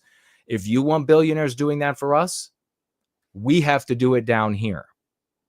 You're not going to be able to complain about it long enough. You're not going to be able to complain about the Perlmutters, the Ike Perlmutters, and the Miriam Adelsons of the world, and so many of the others, enough to change any of it. So these are outcomes that are, I'm sorry to say, that are beyond your little complaining bitch self, okay? So if you're of that mindset, you have to grow, mature sociopolitically, and decide that you're going to be a hero in our story rather than a villain in theirs. Trust that any anti-whites, whether they're Jewish or otherwise, they're still going to hate you. So you'll just be effective. You'll just be winning instead.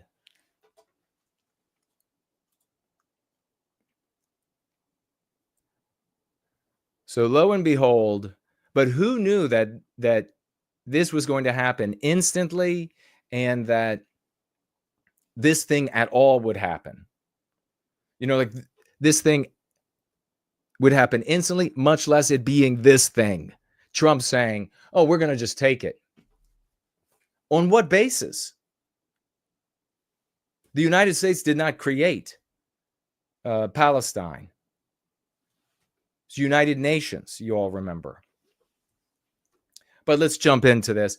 Washington, President Trump proposed a U.S. takeover of the Gaza Strip Tuesday night, shortly after suggesting moving all Palestinians living there to other countries. And the countries they were primarily looking at are the two countries that received massive foreign aid from the United States, Egypt and Jordan. And now, of course, people are coming along to try to make arguments of do they properly fit in Egypt, or do they properly fit in Jordan, or whatever. The U.S., quote, the U.S. will take over the Gaza Strip. And doesn't this look like America first to you? Doesn't this look like, hey, we're going to write the ship of state here in the United States. You got it? We're going to write the ship of state. First thing, though, Israel's welfare, and then we'll take care of the American. And by the way, the Americans, they're going to go over there and die maybe a little bit here and there. Great.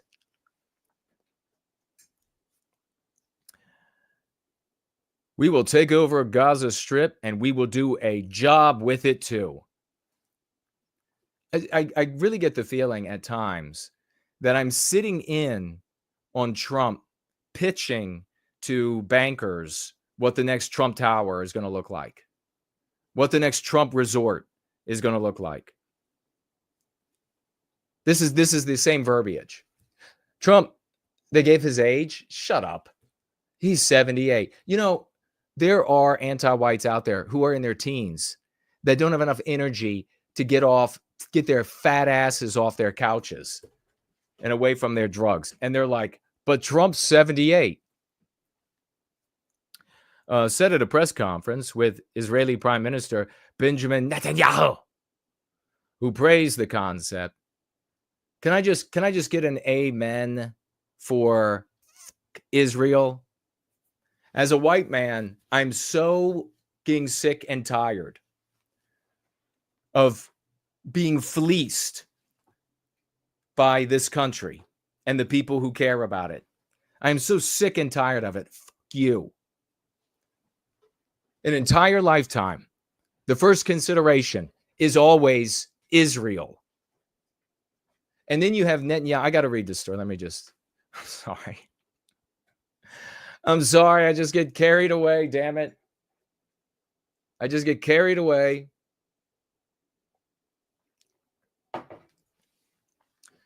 Let everybody know we're live. Who knows what might happen here? I might grab the camera and head on out and start love bombing the opposition. Big, powerful, warm, all-embracing love bombs. And we will do a job with it, Trump said. The Israeli Prime Minister praised the concept. I love how he was like insouciant about it, when in reality, he couldn't be happier. He's like all laid back. He's like, you know, that might actually be a decent idea. I don't know. Maybe. That's how Netanyahu, give me a break. Is it that I'm too cynical, or have you lost your salesman's edge? I mean, we're not buying that shit. Oh, you know what?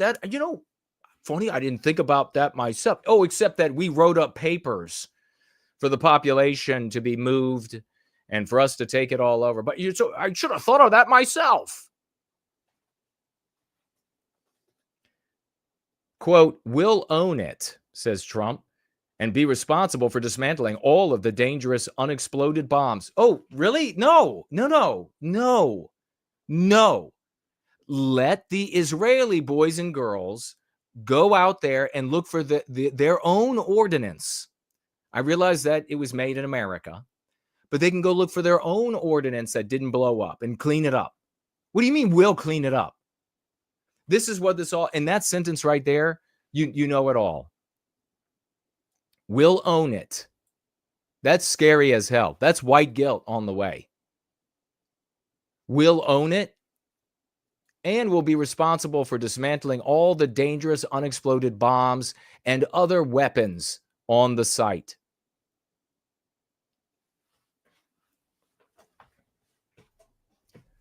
So Israel makes a mess, killing shit tons of people. And remember my position. I don't like the other side either. I don't like any innocent people on either side being harmed. I want everybody to be happy and have wonderful Kodak moments in their lives. If anybody even remembers, do they make those anymore? I want everybody to have wonderful Kodak moments and be able to say, whoa, look at little Jamil or whatever the names are, when he was still running around in diapers. I want everybody to have those, genuinely want everybody to have those moments of happiness in life. No innocent people hurt. I'm not going to pick a side. I got the white side covered. So I don't want our people there. I don't want our dollars spent there. I know how to remedy this. The white race has to become a people. That's the only remedy. When the white race says, what about us? Everything changes. Then you'll see Netanyahu or the Netanyahus to come, because maybe this SOB is going to go to prison in Israel, trying to change their government to, I don't know, keep himself in power forever or enrich himself forever, whatever it is. But the Netanyahu to come will be saying, what can we do for you? Can we have a morsel back and we'll do a lot for you? That's how the bargaining should work between white countries and everyone else. Then we'll be able to sing the song, What Have You Done For Me Lately? Ooh, yeah. And he says, and we'll level the site and we'll destroy the buildings, level it out, and create an economic development that will supply unlimited numbers of jobs and housing for people in the area. Unlimited numbers of jobs and housing. We kind of have a job and housing, even an egg shortage. There was just an egg heist in Pennsylvania. If you're from around the world, it's 2 states above the one I'm in. And $40,000 worth of eggs. They stole, like mob style, right out of the back of a delivery truck. And this picture is apropos, I think. It's like mostly the Israeli flag and a little bit of America back there, too. Just a little bit. And, you know, it's also appropriate because the dimple on his tie looks like it's drunk. Trump added that roughly 2 million Gaza Strip residents would be relocated in neighboring countries in a transitional phase, and indicated they would not be granted the right of return afterward. So you'd be thrown out and you can't come back. That sounds like some white guilt I would like to incur. Oh, no, yeah, oh, please. Let's not let the Jews feel guilty for this. Let's make sure that no Jews are seen as committing a Holocaust or a genocide and wiping out an entire people. And let's take the white guilt. No Jewish guilt for them. We'll take the white guilt. We'll go over there and we'll force them all out. And then the white race can be responsible for that in the history books forevermore. Can you see little Johnny in another 50 years learning how evil the white race is? Well, they holocausted the Jews. They holocausted the Palestinians. And then they stole them from their land. Now you've got to give back, little Johnny. Look, you. That's what I have to say.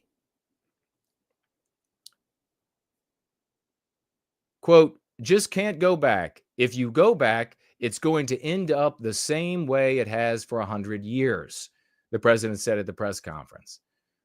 Yeah, there you have a lot of the rubble. Trump said he would deploy U.S. troops to the territory if necessary, and that he imagined the world's people occupying an international, unbelievable place that would be regarded as the Riviera of the Middle East, with some Palestinians permitted to resettle there. Before I took a look at this article, my immediate thinking was that all the Palestinians won't be made to leave. So we'll see how it plays out. But that the United States, if this is able to move forward, and we'll see, there's been some pushback already from like Saudi Arabia, I think was like, go off with that.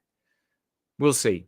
And they need Saudi Arabia because they want Saudi Arabia to get back on board with talks with Israel so that they can move toward that economic zone that they would like to build. Railroad, highways, stretching all the way to India, circumventing the Belt and Road, New Silk Road of China's. So they need these people. But I could see the U.S. going over to the Gaza Strip and getting rid of the most rabid of elements, probably be left with a small population of women and children, very few men, maybe grandfathers that are now too old to do anything. And although I think they become grandfathers at like 15 years old over there, it's an interesting culture. But whatever, you know what I mean? Once they're too old, allow them to stay. So that way you can say, oh, we've allowed the population to stay, and they can now be the janitors of this new Riviera of the Middle East. And we're going to invite in Saudi Arabians, and they can come spend their people from Dubai, and they could spend their big dollars here and put a big, beautiful hotel. And the Palestinian population, they'll still be there. And then their recalcitrants will be dealt with by police and courts. So they would compel them to learn, the young to learn, that, hey, you can get a job in one of the sky rises and you'll make a little bit of money and be able to buy pornography with white women in it and buy tobacco and buy other drugs, probably allow opiates there. You can do that and live your life in relative peace. But if you are a malefactor, then you're going to get arrested. You'll go to a judge, and then the judge will sentence you for time in prison, and that's no fun. And then you'll see, like, the friends that end up going to prison, they're not getting the white women pornography and access to prostitutes and opiate beverages at bars. Like, you got your alcohol, you got your opiates, you got your... And they're not going to get to have that. But you will, because you're working dutifully as a janitor in this new, King of Saudi Arabia built $300 million, $500 million skyrise, whatever. This is going to cost, if this happens, if America goes over there, this is going to be potentially scores of billions of dollars of hours. And remember, when we're computing dollars over here, what we're computing is our labor, our ingenuity, our debt. And further compute that to the debt of our children and the next generation and the next generation and the next, nowhere close to even being imagined existing. All going to benefit Israel. Because who is going to be the ultimate inheritor? Who will a Riviera of the Middle East be turned over to? Israel. Just like Carter turned over the canal to the Panamanians.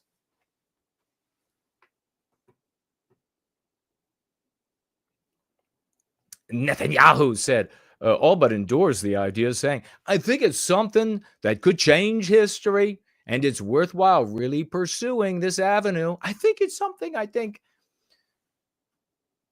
Israeli leader said Trump sees a different future for that piece of land that has been the focus of so much terrorism, so many attacks against us, so many trials, and so many tribulations. I think he was running out of words there.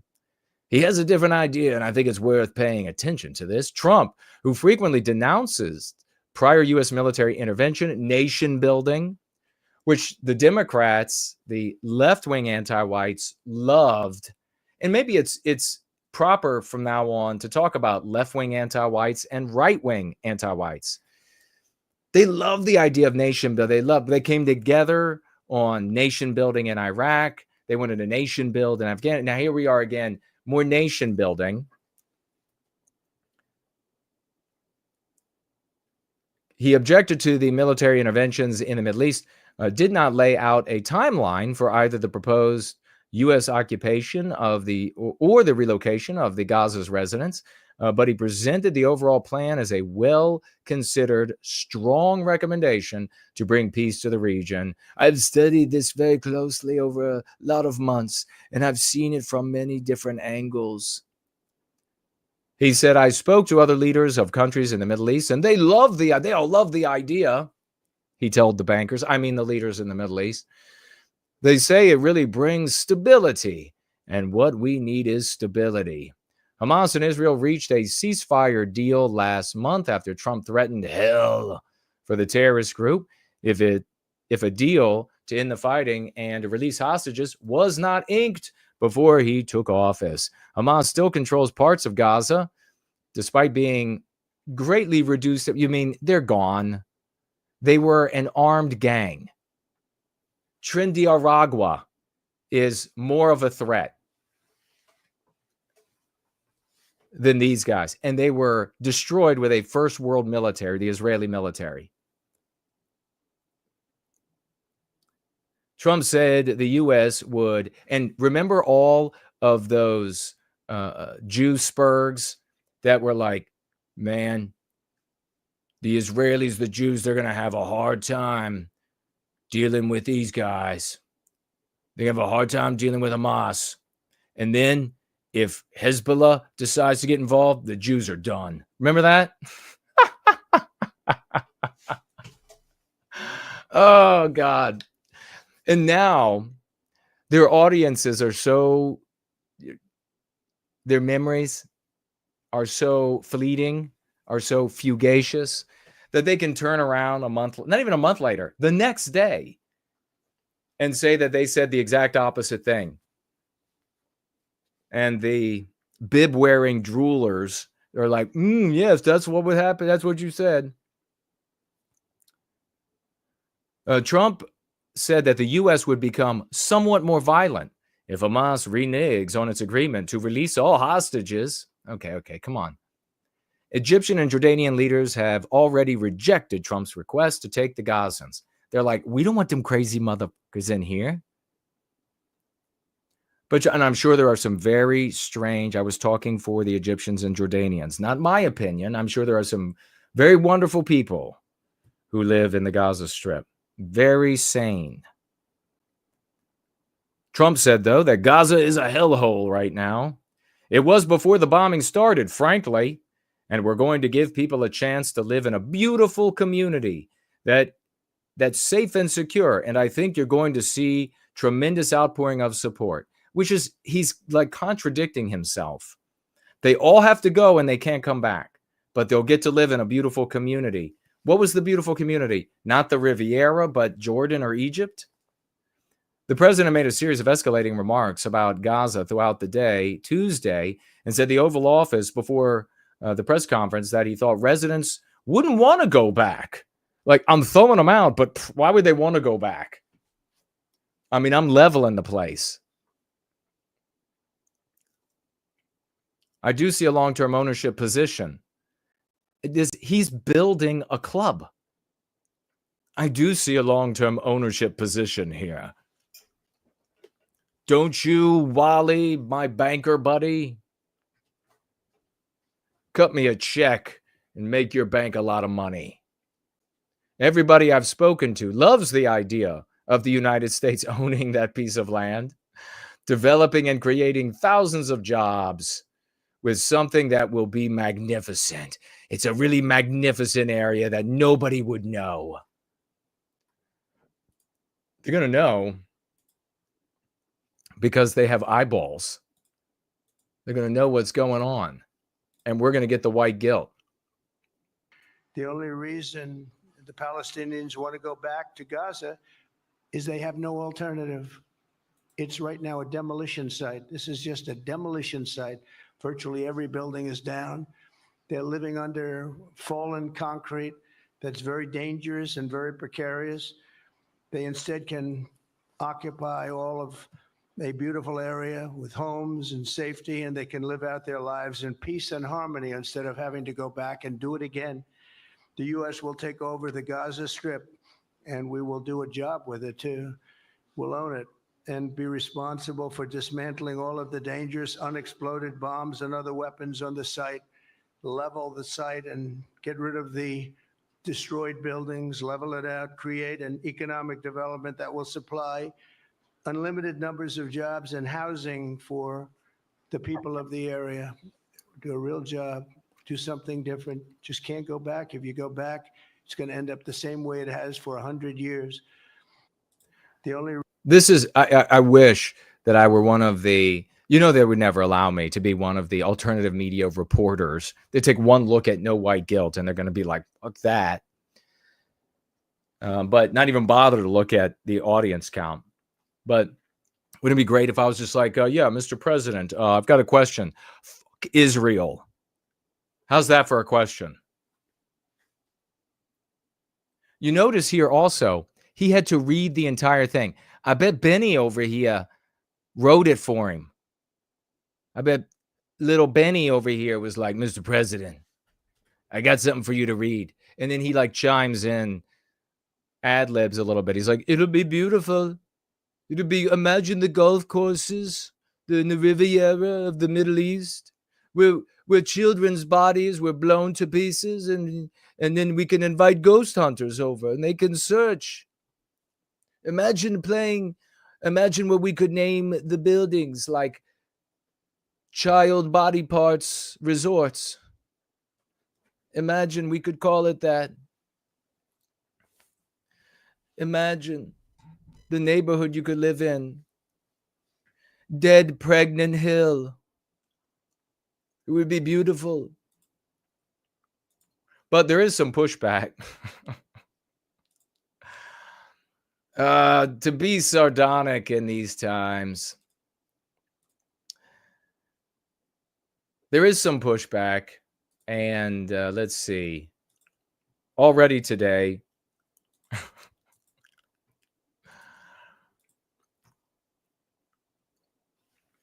Israel is the ones singing the "What Have You Done For Me Lately" song. Trump aides defend Gaza takeover proposal, but walk back some of the elements. Well. The summary: Russia, China, Germany, Saudi Arabia condemn it. Critics warn of possible violation of international law. I mean, yeah. What happened to the Palestinian protectorate? I don't care. I just don't want my country involved. I don't want my people threatened and impoverished. And I don't want generations of my people to be white guilted for what he's about to do. Meanwhile, well, they are setting up the ultimate white guilting moving forward. Just another incident to white guilt the white race, the entire white race on planet Earth. Trust me. Even you Canadian brothers and sisters will be white guilted for this because you could have stopped it. But I wasn't born yet. You should have stopped it. Not only do we have the white guilting coming from this, and where else are you going to go to see the white positive perspective, a lens from the view of how this affects us? But on the other side, you have Israel has a new Holocaust. So you've got October 7 is their new Holocaust. And you're a denier if you don't agree with whatever they say happened. And the white race gets a brand new white guilting.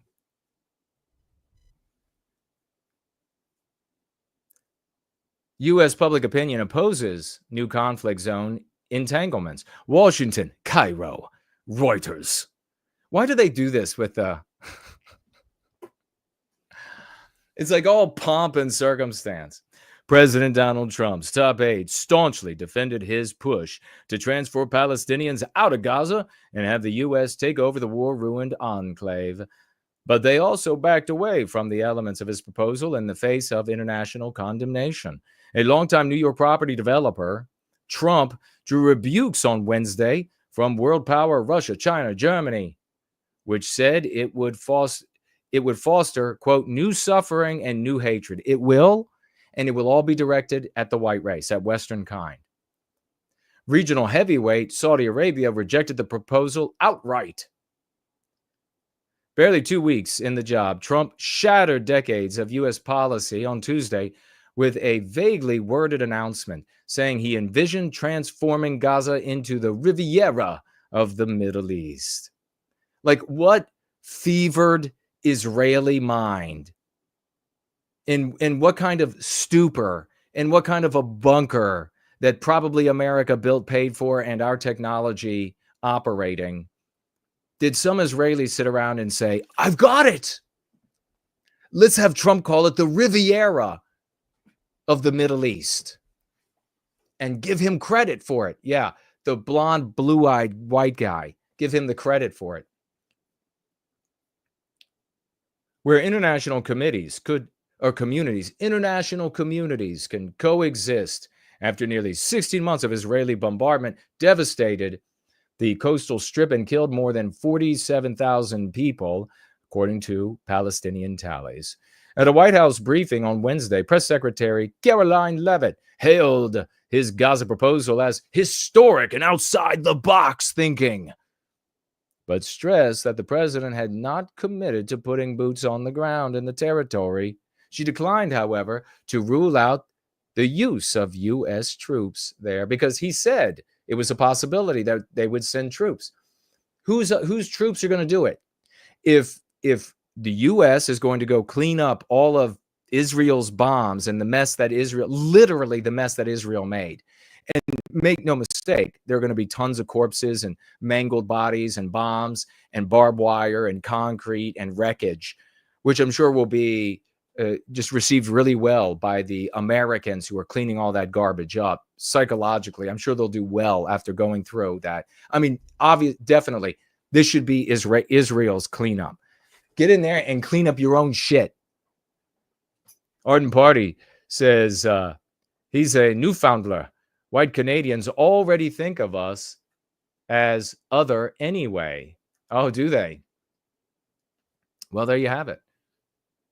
Stumbling says, from the Riviera to the sea. Yeah. Yeah, exactly. They're going to be making a decision on the West Bank as well. I don't know if it'll get much worse or change much, but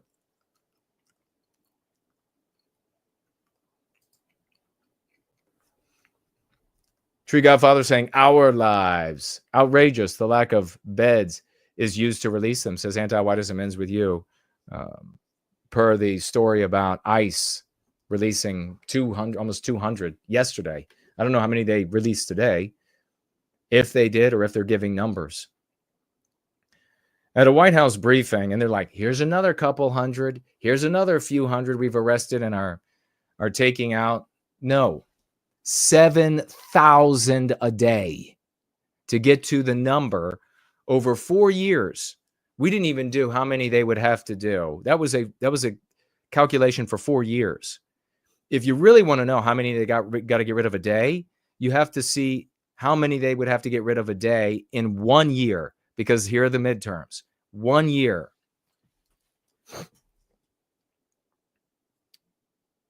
At a White House briefing on Wednesday, Press Secretary Caroline Leavitt, or did I already read that? At the same time, Leavitt walked back Trump's earlier assertion that Gazans needed to be permanently resettled in neighboring countries, saying instead that they should be temporarily relocated for the rebuilding process. And that would be how it would be couched.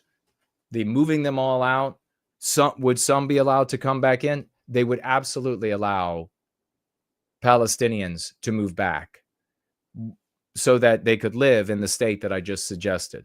So that the Palestinians, the Israelis didn't make the Palestinians leave. They're there. What are you talking about?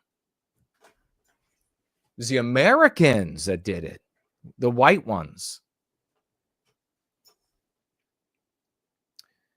It was unclear whether Trump would go ahead with his proposal or, in keeping with his self-image as a shrewd dealmaker, was simply laying out an extreme position as a bargaining ploy.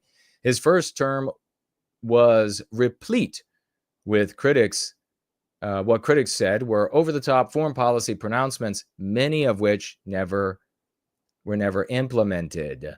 Trump's son-in-law, Jared Kushner, last year described Gaza as valuable waterfront property. Yeah, I remember that. And then Trump was saying that same line about it being valuable waterfront property. Made similar claims as he called for the permanent resettlement of more than 2 million Palestinians from there. Some experts said the proposed actions could violate international law. Others described his idea as workable. You know what would be, and I mean, what more is there really to say about this? And it looks like here it's talking about Rubio going down to Panama and how they changed their mind. Maybe it looks like public opinion definitely is against taking over the Gaza Strip. Trump can go to hell. Netanyahu, who met on Wednesday with Vance, would not be drawn into discussing the proposal other than to praise Trump for trying a new approach. But Levitt described it as something the president has been socializing and thinking about for quite some time. King Abdullah of Jordan will meet with Trump, and I'm sure will acquiesce to whatever.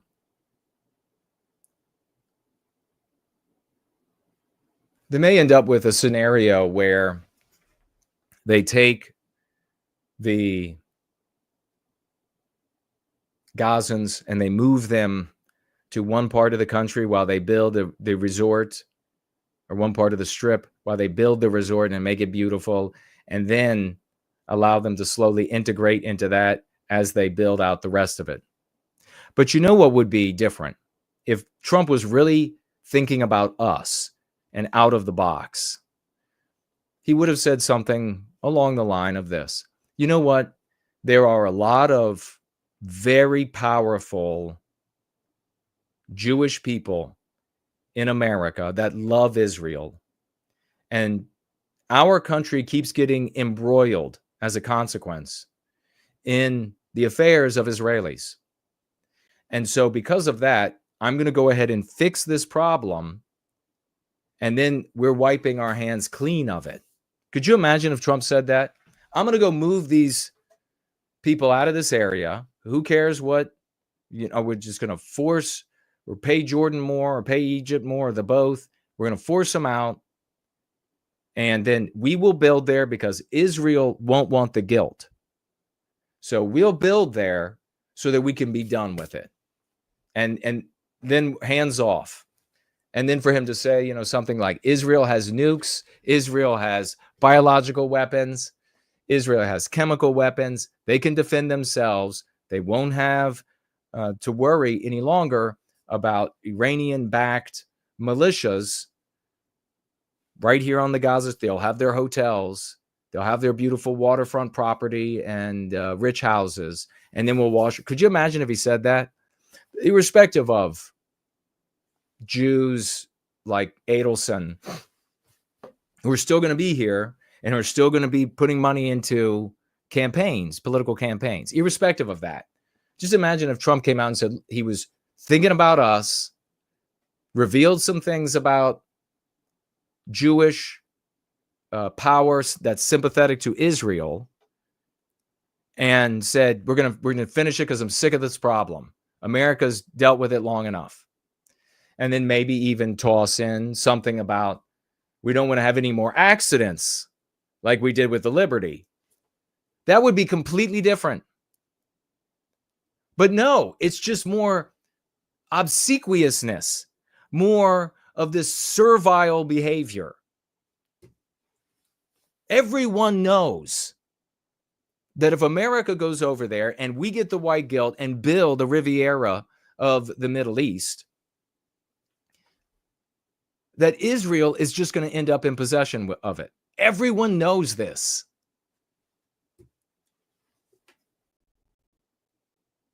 But that's not what happened. We have more important things to concern ourselves with, like tender conversations that have been made into songs. My pasta sauce is gonna melt your noodle beans. Noodle bean. LOL, and yes, I'm so damn tired. Turn on your bean-based dive. You ever seen a real man's butthole? It goes, it goes, it goes.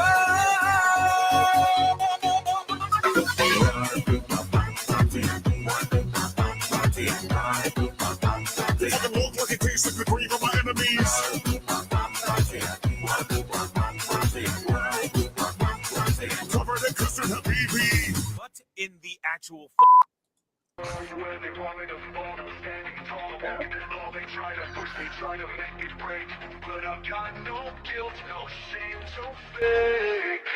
All right. Can you hear me, or is the audio too loud again? Trump was saying there will be a beautiful community here, saying after these people are gone. Queen of White Noir.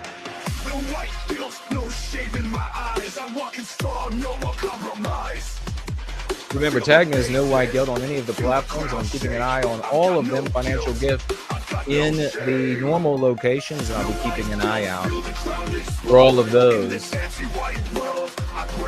James Dean is with us. Audio is all good. Ardent Party, Jay Bishop, thank you both.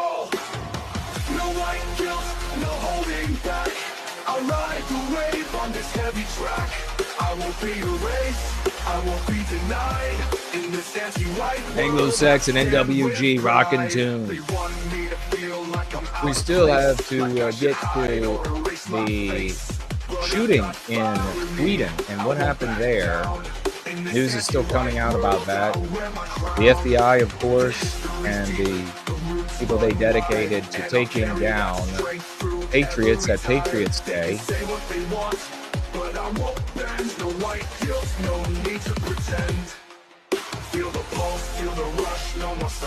And of course, the BLM activist, Xaviaer, and how he went from radical anti-white to super popular as a conservative content, conservative content creator.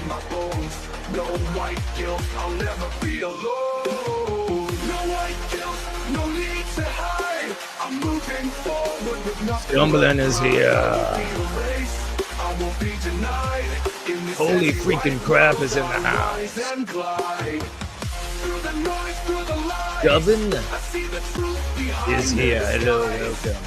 No shame in who I am, no turning away. In this anti-white world, I've got something to say.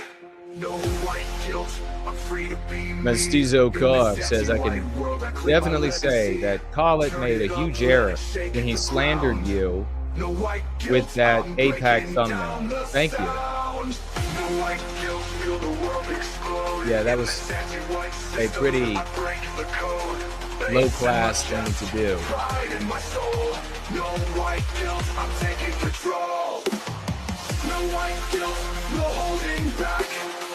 Davey is with us. Good to see you.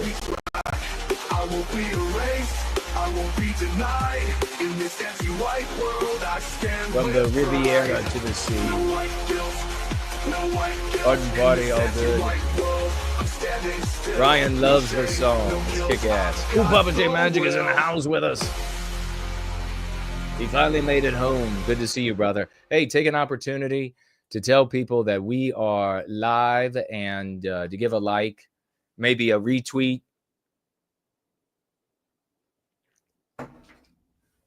To let everybody know that we are rocking it out. Former black anti-white activist. Look at this. Here is your conservative circle, ladies and gentlemen. I could not be more disgusted. Former BLM, but totally predictable, isn't it? Former BLM activist to conservative social media sensation. Meet Xaviaer DuRousseau. He's going to use that, me reading his name just there, as his intro from now on the show. He should.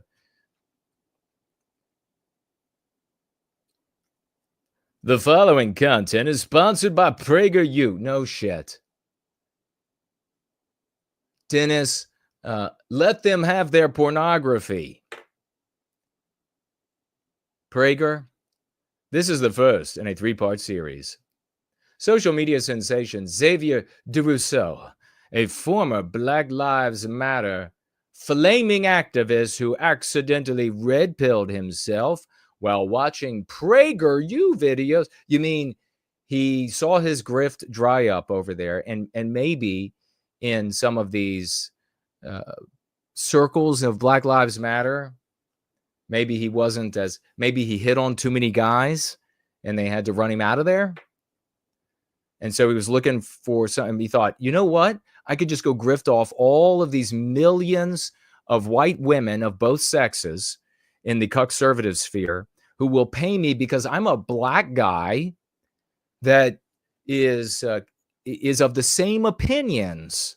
And therefore, I legitimize because they're illegitimate if they hold opinions at all that aren't anti-white. And I will legitimize and make myself rich off it. Accidentally red-pilled himself. Yeah, accidentally came across another grift. Has launched a new show. Respectfully, Xaviaer. On the show, DuRousseau dives into pop culture, politics, through the lens of someone who has been on both sides of the political aisle. Why would you want somebody? The conservative white people out there are losers. So many of them are just deep losers.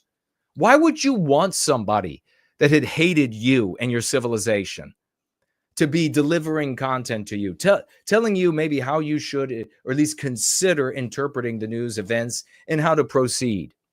Why would you want that? I mean, that's like marrying a former OnlyFans. Oh, I'm sorry. The Cuck guys are doing that. I'm sorry. Now that it all makes sense. It just clicked right for me. Oh, shit. In a recent interview, DuRousseau got personal about his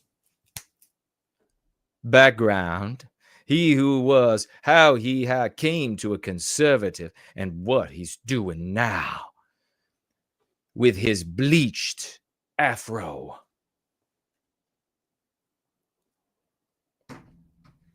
I've never bleached my hair. Although I did put in, do you all remember that product called Sun In? Do you remember that? And it was during the summer, you're supposed to spray this stuff in your hair. And for a summer, all the kids were doing it. And they're like, what is it? It's called Sun In. It's got a sun on the bottle. Well, what does it do? You put it on your hair, changes your hair colors. I was like, really? Everybody's doing it. I did that one year to see what would happen. Probably cost brain cells. Probably is the reason I'm the way that I am now.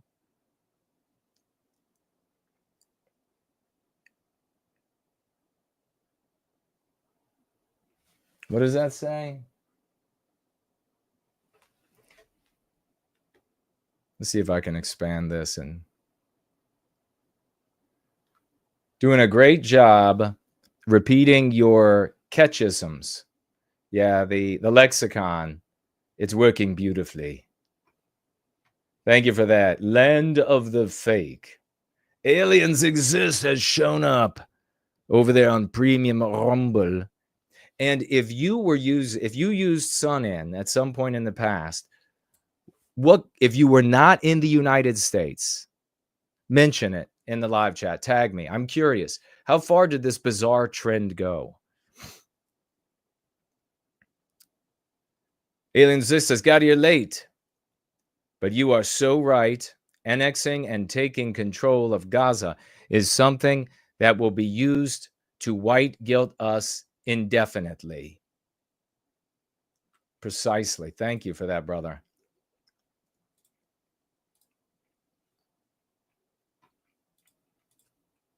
Let me take a look over here. Make sure we're doing fine on the thread, on the stream on X. And let me know.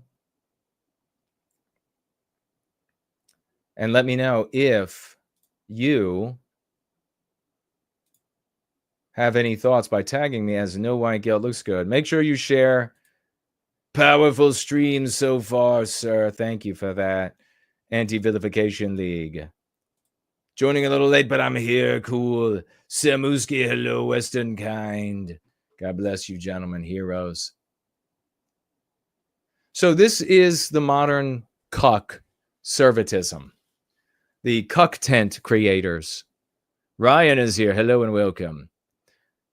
What happened to Anna Speaks Out? I don't see her around anymore. Asks, anti-whiteism ends with you. Well, she cycled in and cycled out, which is the norm for the white sympathetic sphere when you're not building actual community.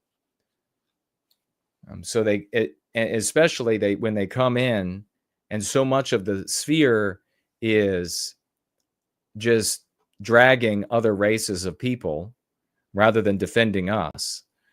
They drag other races of people and they claim that they do it for us, but they never are doing it for us. There's never a part where us becomes the subject and there is any victories ending our victimization. We've had here thousands. How many testimonials? It's crazy. But yeah, she cycled in and she had an opportunity to see what we're doing here. But outside of here, the pressure is just enormous. And so she just kept cycling right away. Samusky says, you're speaking to the viewpoint I made about the show being number one. This beats everything else out there, period, hands down. It's ruined me for movies and music, etc., but in a positive way. God bless you for that, brother.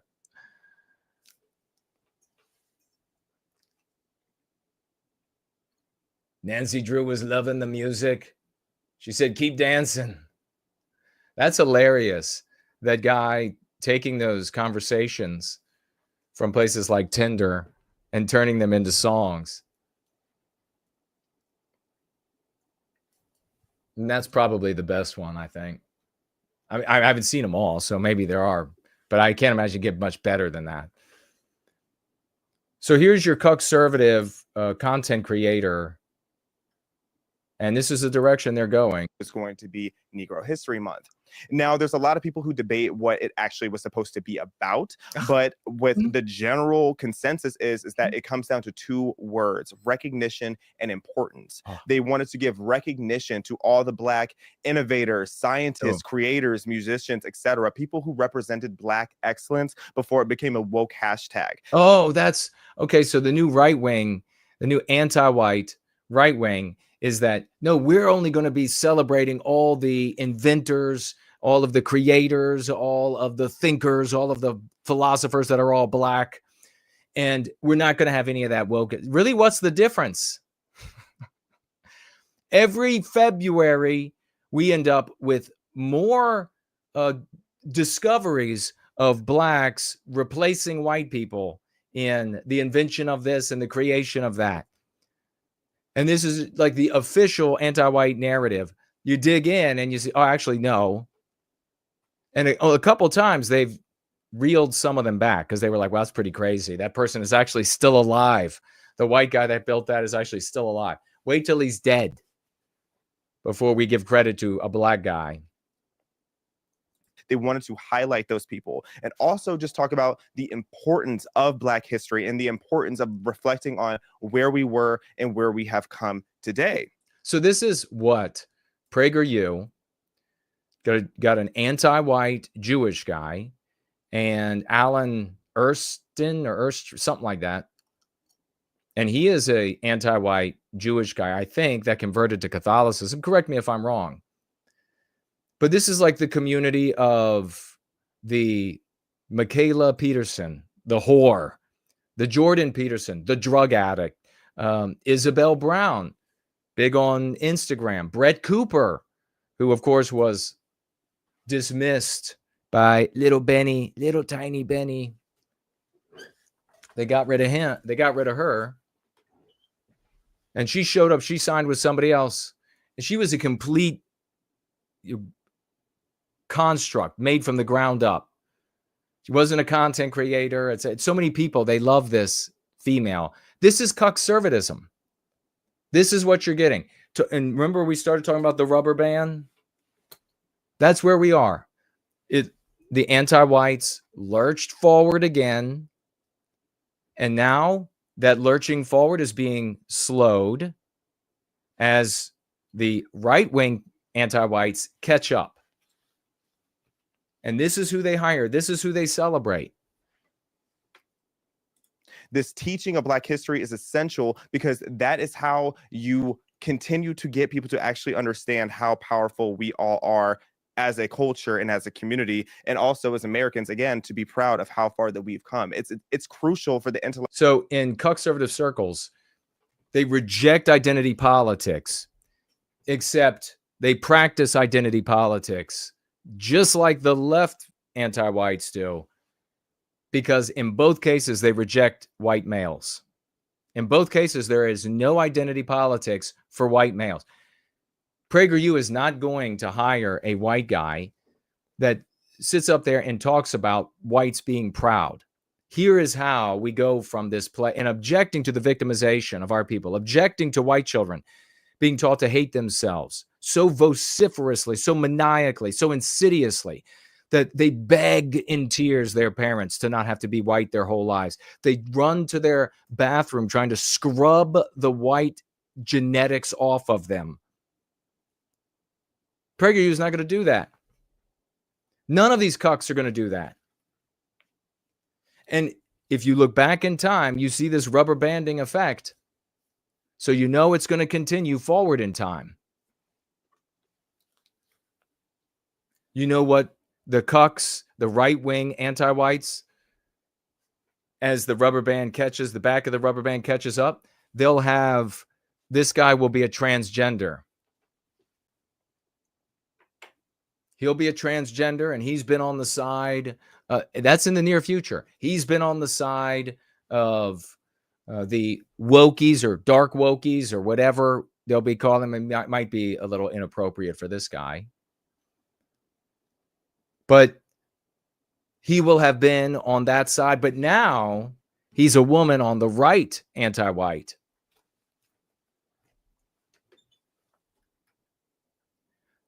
I was born on the south side of Chicago, Englewood, motherfucker, DuRousseau said.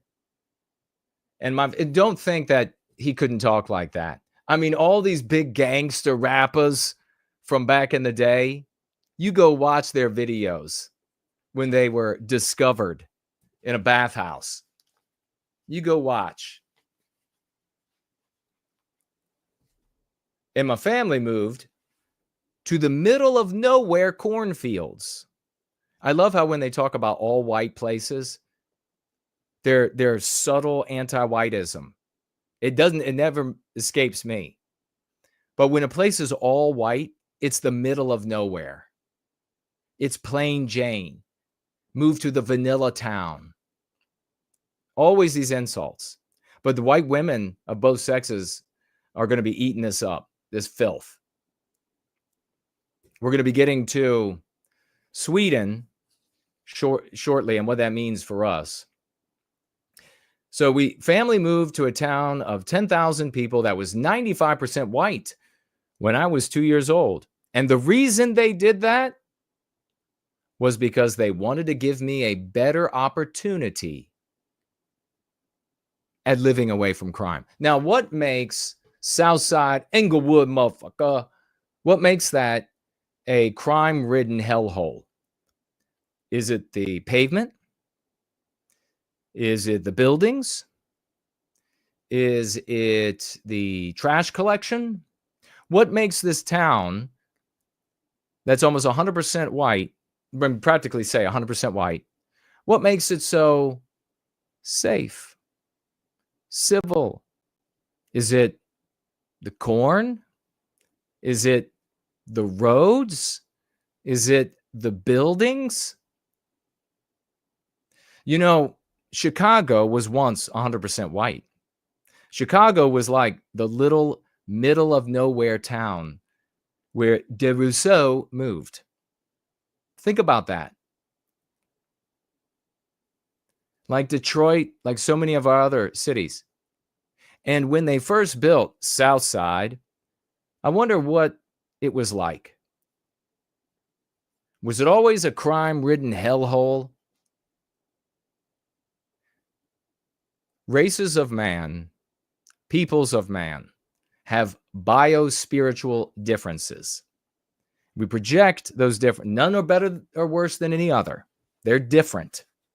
And we can have preferences, But there's no cosmic measuring stick. So no idiots out there come jumping up and say, well, do you want to live in a... No, but that's my preference.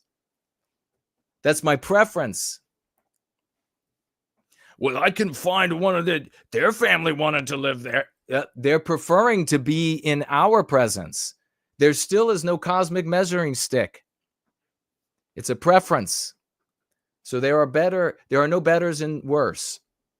There is only what white people project into our environment and what each other group of people project into their environment. So what was he saying here? What's the subtext? The subtext is white people build Western civilization. White people are Western civilization. So you can't teach it. Human beings, though, are complex organisms. And the abilities that derive from that complexity to imitate, for example, confuse a lot of white people into thinking that you can just teach another group of people. You could just adopt them maybe and just teach them. And then they'll just be just like us, as though culture rains down on us from fairies, evil fairies, because they give us the West and they rain it down on us every day of our lives. And if you just teach somebody from another group, then they will automatically be able to reproduce that culture, that civilization. Preposterous. For white people like that, what I like to do, what stumps them every single time, is I tell them, if you were reared in another country, are you so arrogant, another non-white country, are you so arrogant to believe, say Japan, that you would be able to create Japan as the Japanese people create Japan? Jared Taylor was reared in Japan. He can't create Japanese culture, anything authentic. What you could do is you could imitate what others have done in society, but you can't create it. And if your white ass in Japan, if the percentage of your white asses got large enough, and your imitation then was imitations of imitations and copies of copies, you know what it would eventually look like? Western civilization. Over time, the trappings, the images, the norms of Japanese culture and people would go with the dilution and erasure of the Japanese. And indeed, we see that across Western civilization. We see how our cities and our towns, like Southside, takes on a very different type of culture and a very different type of existence as a consequence.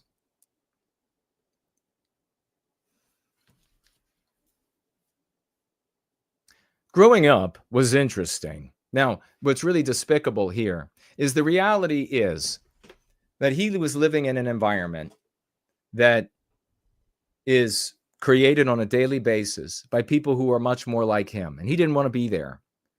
So he moved into a white environment, which is created every day by the white people that live there. White people are going to worship this guy and not want to heed or hear a thing I have to say.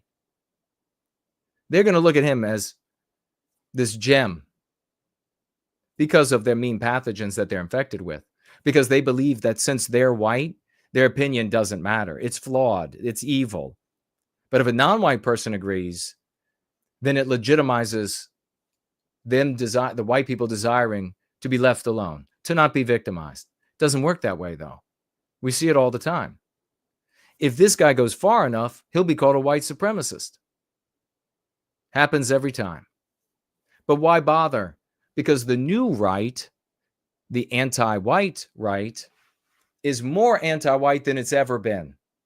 They're going to celebrate white erasure in February and give more and more credit to Black people for the creation of Western civilization, not only in the United States, but in Europe.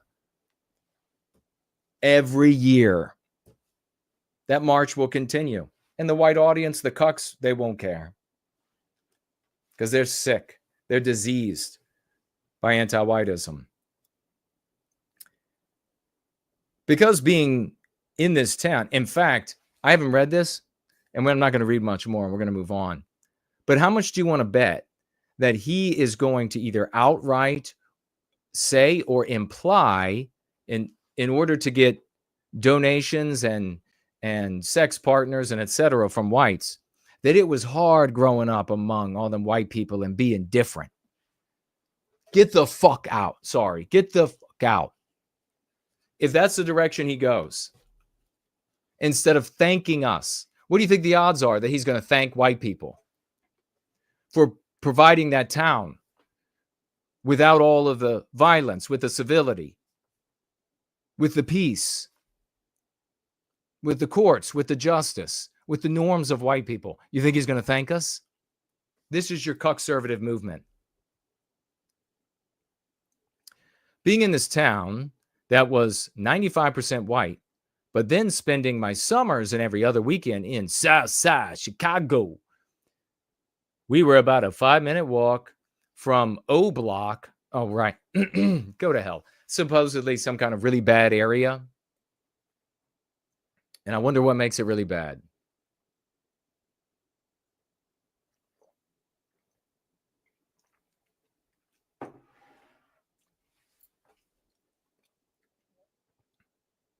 Novi Horace, I don't see any slant to your eyes.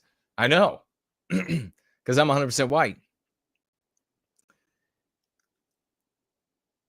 He said, "Oh, Block. Oh, I was in the bad part of town, I was in the bad part of town." Which is the most dangerous neighborhood in Southside Chicago? Okay, so then I heard right through the grapevine.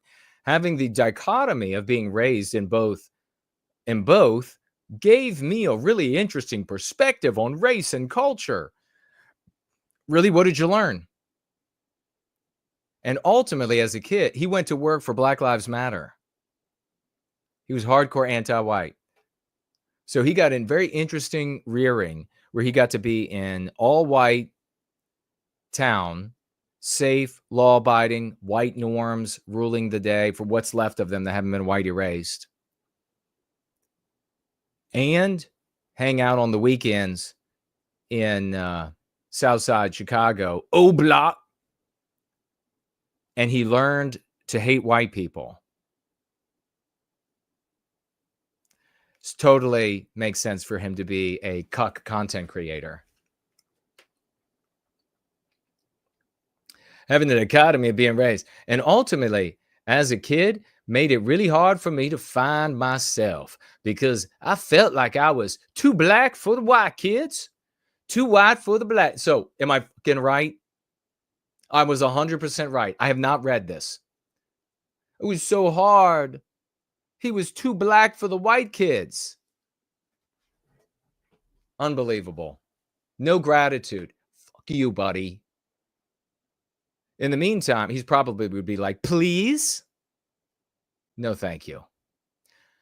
In the meantime, I constantly had family members telling me race was always going to be something at the forefront of my life because you're black.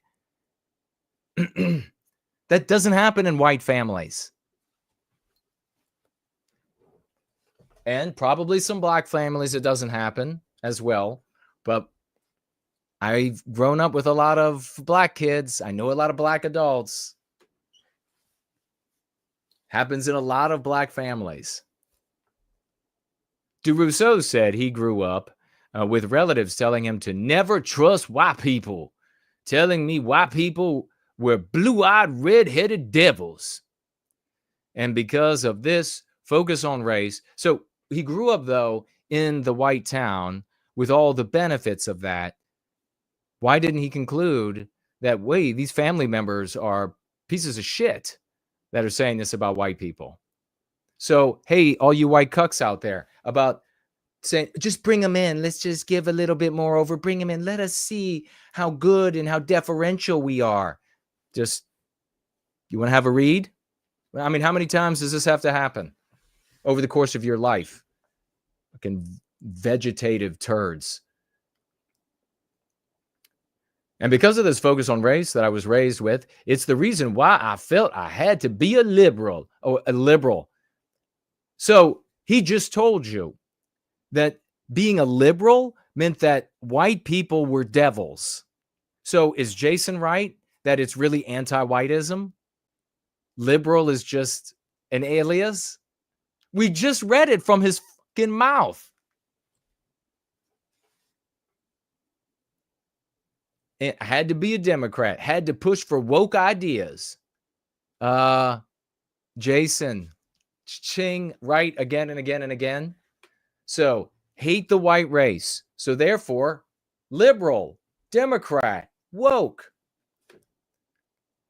Really makes a mockery out of people like Carl Benjamin, who is out there immediately shifting whichever way of the wind that the anti-whites blow. Never calling them anti-white. It'd be one thing if he said, well, they want to be called this, but we all know they're anti-white.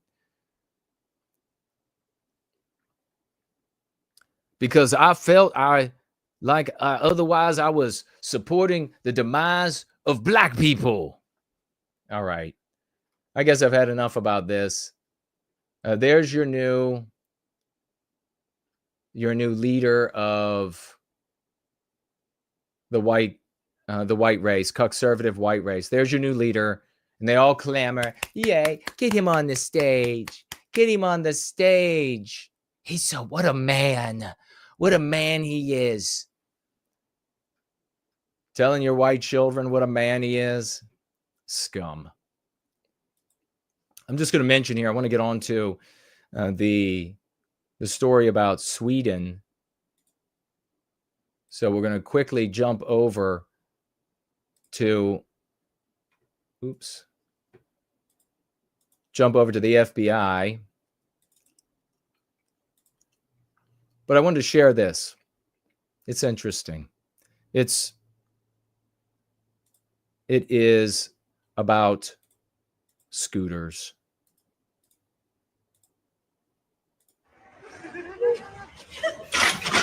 Oh.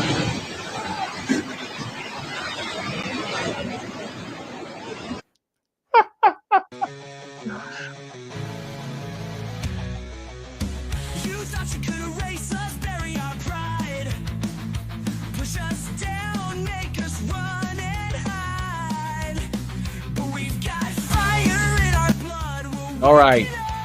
What are you all saying? Damn it, what are you all saying?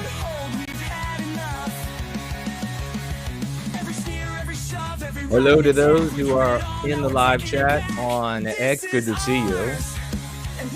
Having a quick look to see if there are any other comments. We'll take a look for financial gifts as well to see if there are any. And I'll take a look back at the YouTube live chat to see if there are any that I missed over there. Hyperborean dream. Yeah, you got to be careful on them those scooters. You know, I mean, when you weigh around 73 trillion pounds, you got to be careful. You might run into a building.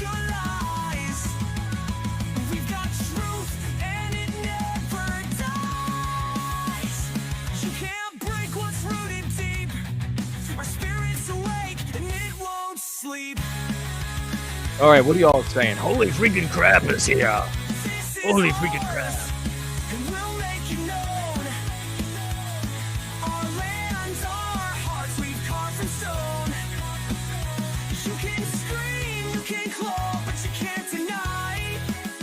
All right. Novi Horror, 100% white.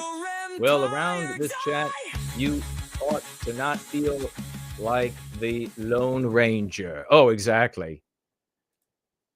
We are a powerhouse. Yes, I am an alloy of the white race. All of the best bits.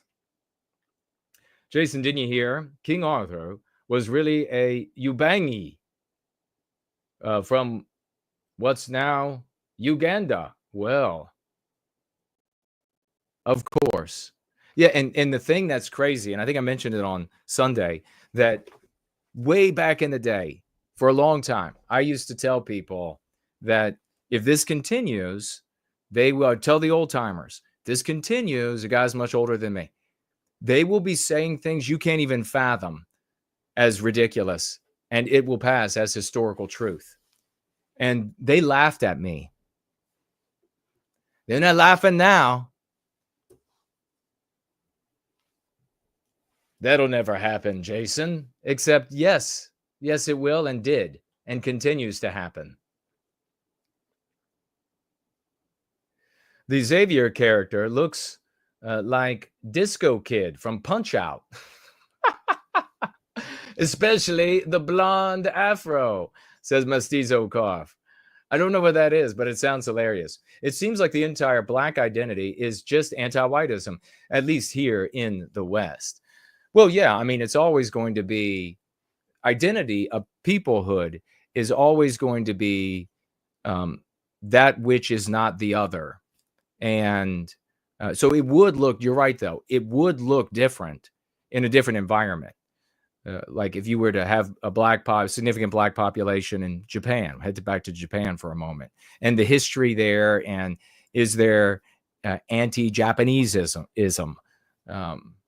It would influence what their identity looked like, what it would naturally look like. Anti-whiteism is obviously going to influence that identity in the West tremendously.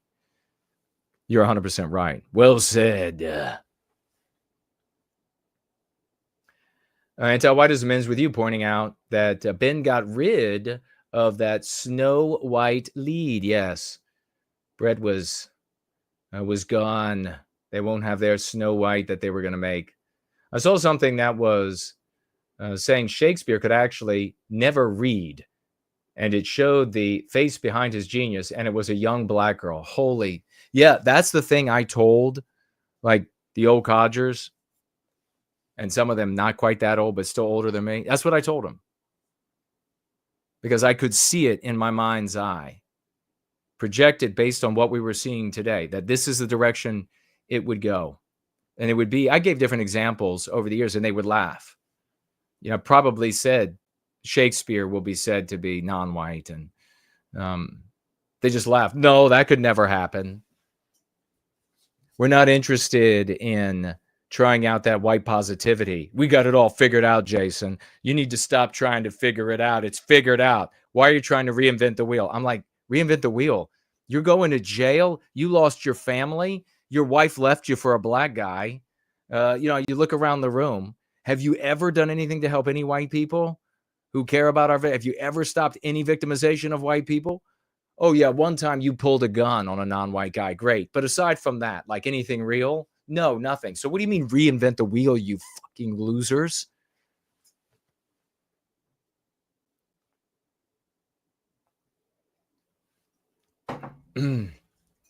They just disrespect. They're dissing my aura. Every now and then I get possessed by this Zoomer spirit. It zooms through. They dissed my aura. I can't let them diss my aura. Scrolling backwards to see if there are any other tags that I missed. If you tagged me and I didn't see it, try it again. But happy to have everybody here. Let's Theonomy Now is here. Hello and welcome.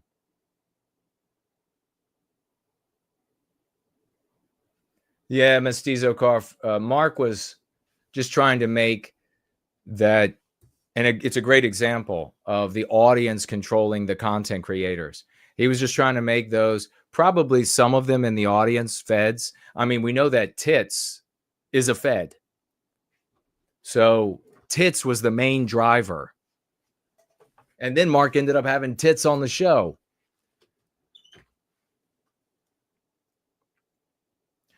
Learning to go free. I am. So I'm very grateful. Learning to go free. So I'm very grateful. You keep saving us whites from the anti-white narrative, says the nameless one. Big salutes to you, my brother. Thank you.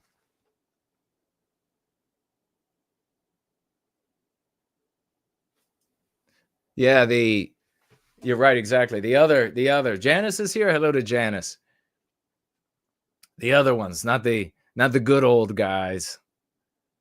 Because there are still a few out there, but so many. I'm very happy that you talked with Martinez, says the nameless one. He wasn't always bringing the professional white positive vibe, and he looks a lot better now. Doesn't he look good now? Yeah, it's good he doesn't try to be a fan of tits.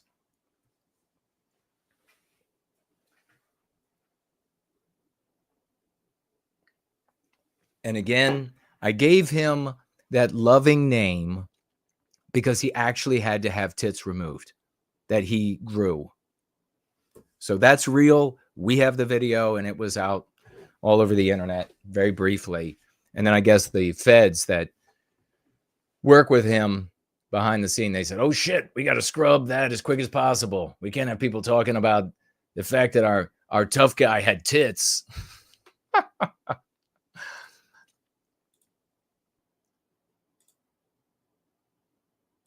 All right, let's pop into FBI turns over details of 5,000 employees. Unbelievable.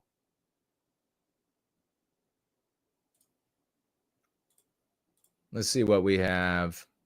The world we're in. There they are. And our what looks in like Statuary Hall. Now that is the area is that by the Walt which, Whitman camera that's capturing those, I believe? No. Whitman statue? I'm not sure whether that's the Walt Whitman camera, but what that is the area where the senators process to go into House for joint. It's pure anarchy. Patriots Day was pure anarchy. Sessions. So it is through there that they walk. Unbelievable. Yeah, it's unbelievable. Look at the anarchy. We are televising the breach. Listen. It is total warfare at the Capitol. By the way, in order to get to the Capitol, I mean, the Capitol is a free place to go. You are allowed to go to the Capitol, but you got to go through metal detectors. You got to go through security, and when you breach that, you haven't gone through security, and you got to imagine that this definitely looks a tinge different from the anti-whites bombing the Capitol and everything else. That is, and also you can look at videos of state capitals where the leftist anti-whites have breached and then went crazy, screaming, shouting, destroying,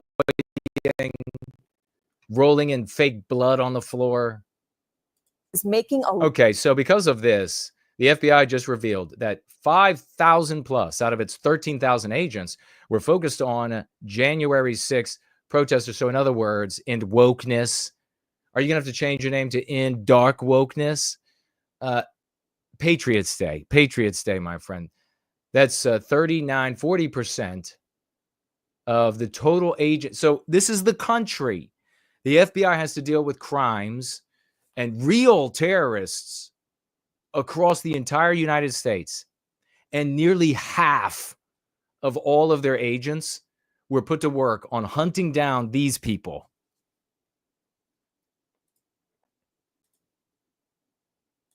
How do you get there? Anti-whiteism. How do you fix it? Overcoming that immoral imperative. That is the social morality of the West. FBI turns over details of 5,000 employees who worked on January 6 cases to Trump Justice Department as the agents sue. FBI officials have complied with Democrats to provide the Justice Department with details of thousands of employees who worked on investigations related to the January 6 Capitol Patriots Day, according to people familiar with the situation. The demand has caused consternation among the FBI. And here's the really hilarious thing we're going to get to. The FBI agents complaining that their identification might get revealed. You dirty POSs. in that corrupt anti-white organization. You're not dropping a call to anybody to tell them, hey, they're going to investigate you, this corrupt agency. Watch your act. Get a lawyer now. Nobody there is any good. Fuck that idea. They've long done, ousted everybody who wasn't a corrupt anti-white at the FBI. Almost half the organization dedicated to President's Day or Patriots Day.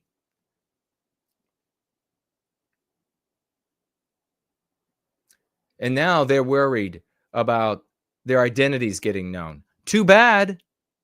You have outed everyone, ruined their lives of so many people, thousands of people. Too bad. Of course, they'll probably be able to keep their identity secret because, the parasites, the germs, they always seem to be able to hide. The cockroaches, they always seem to be able to hide behind the fridge and the wall and everything. I would nuke the house, but they have consternation, the FBI employees, who fear it is meant to amass a list of personnel for possible termination by the Trump administration. I hope so.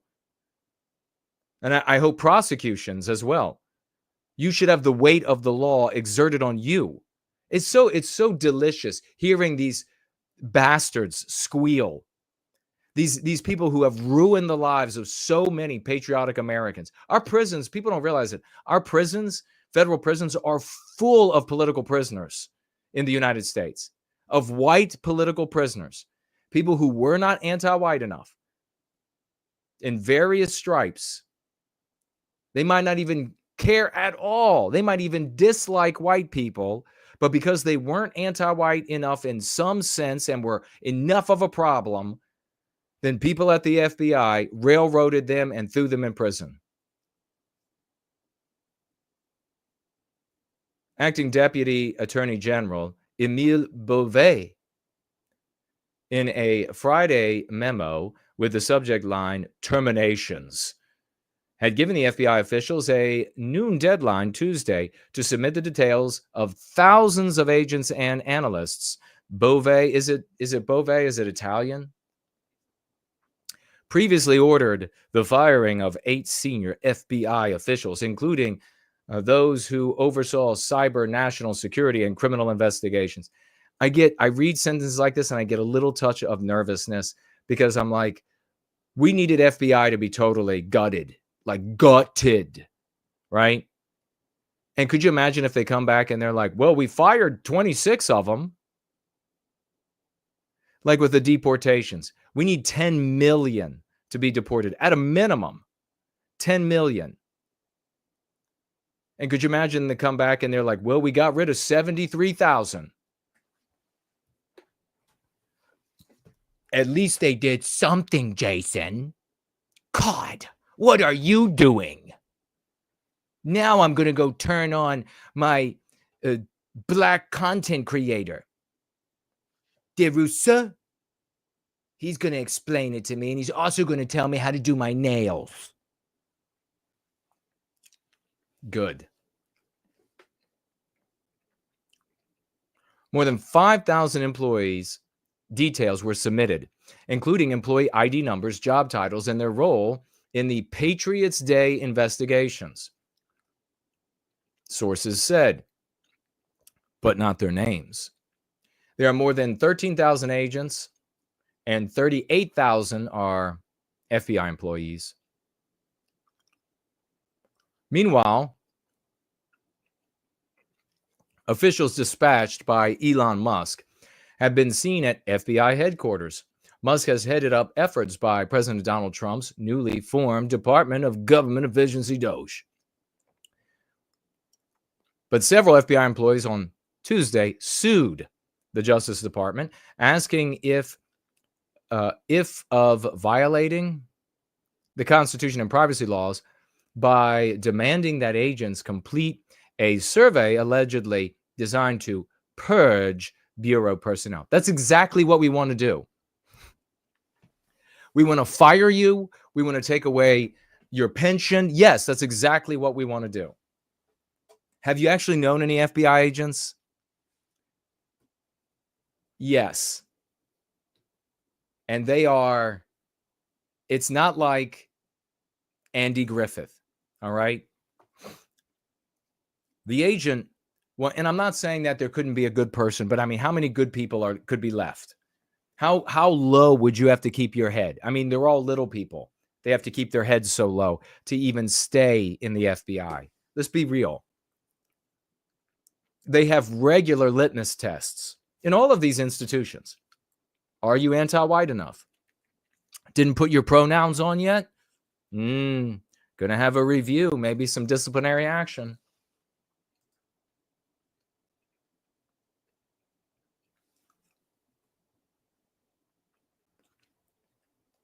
Peter is here. Says the FBI needs to be exposed. It does. I mean, we need like proper public spectacle trials of FBI and CIA. Proper spectacle trials where they have to stand up and it's broadcast everywhere and they are burned. They are burned. All the evidence is put out. They are dragged, and then punishment is meted. That's what needs to happen.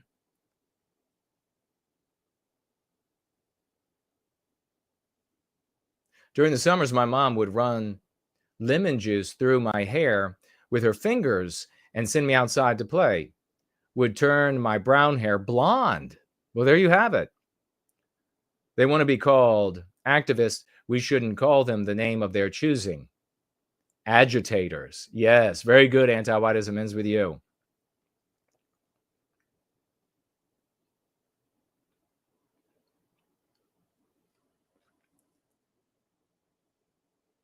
Nova Horus says, Tits, what kind of activists are you running into?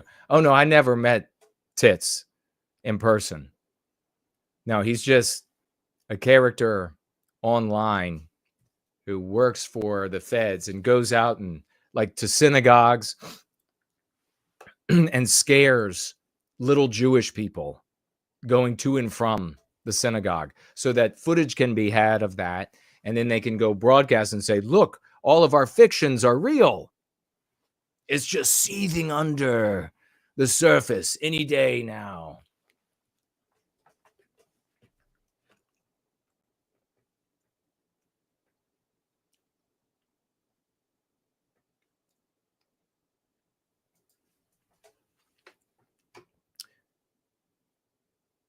All right. So we have them suing, it says here. Officials dispatched by Elon. They went into the headquarters. We know that a bunch of them were had their identities exposed by anti-whites. If you are an anti-white and you expose someone's identity so that they will quit and be harmed and be killed and everything, then shouldn't your punishment be the same if you're found guilty of that? It's kind of like lying about somebody raping you. And if they're going to go to jail for the next 50 years, then you should go to jail for the next 50 years.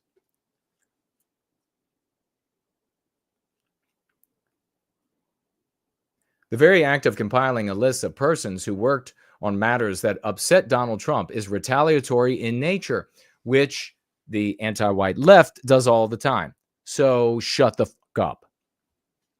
Intended to intimidate FBI agents and other personnel and to discourage them from reporting any future malfeasance. And by Donald Trump, you mean by Donald Trump and his agents?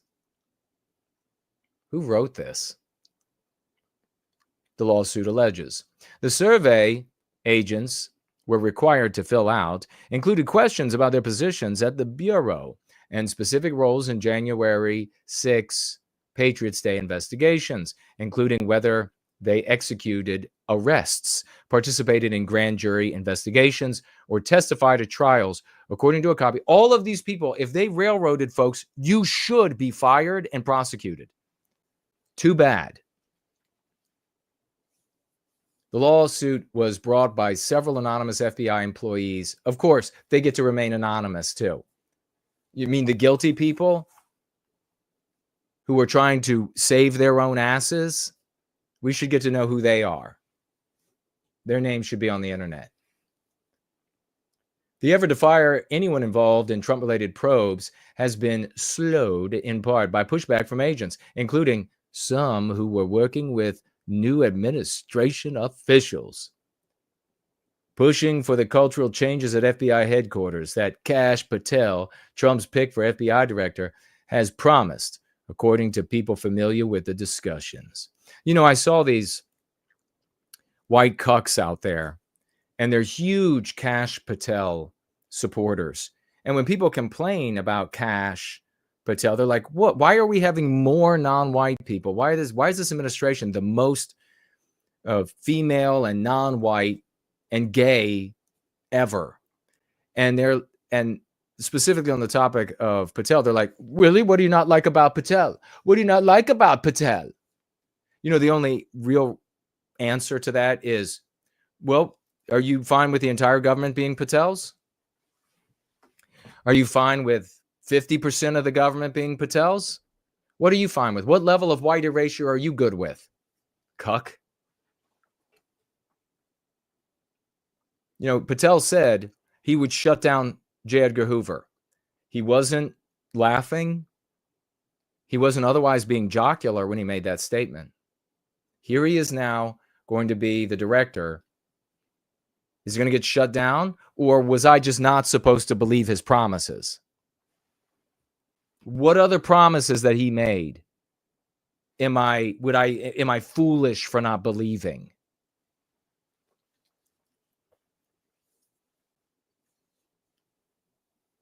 The effort to fire anyone involved in Trump-related probes has been slowed in part by pushback from agents, including some who are working with the new administration. Patel also indicated that there would be a process to review the work of agents. So during his hearing, Patel said that nobody's just going to be fired outright. I'm going to review before I decide. So now they're saying, wait, the new FBI director says he's going to review. You can't just fire us right away. You're fired. All right, so that's pretty much where this is at the moment.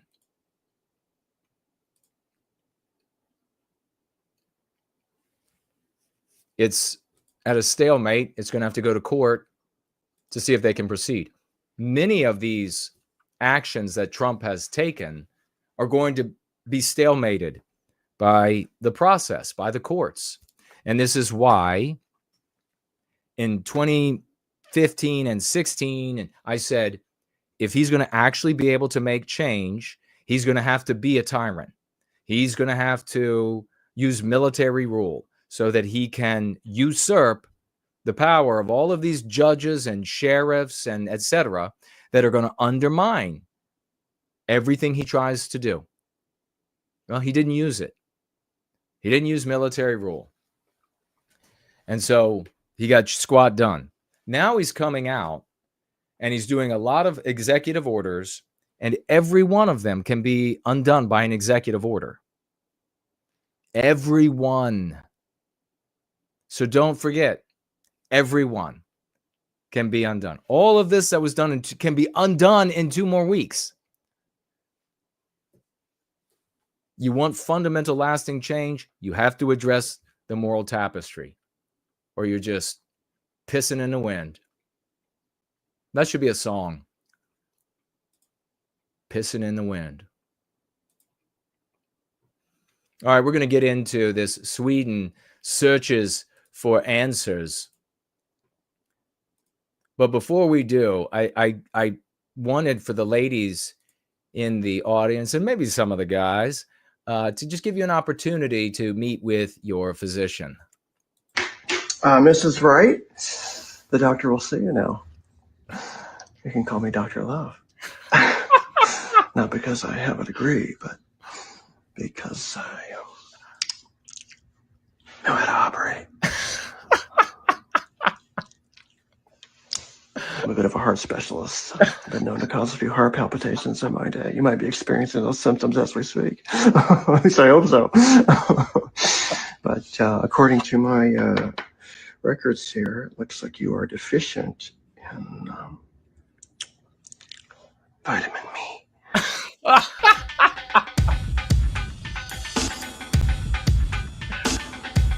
Vitamin me.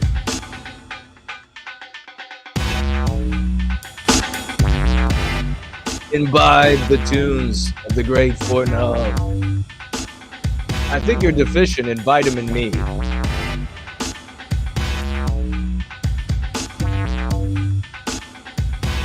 Anti-whiteism ends with you says the punishment should be worse to make it justice.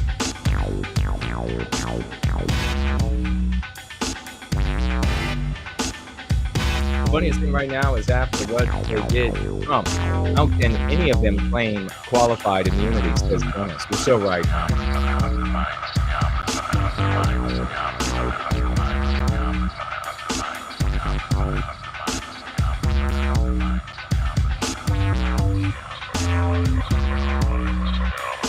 Face is here. Hello and welcome, Face.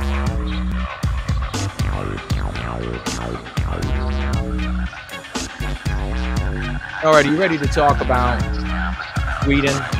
Were you surprised by this? Biggest shooting they've ever had.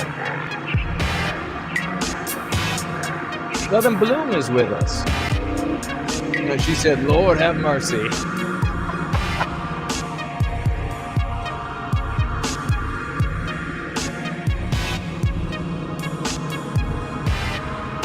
You are low in vitamin E.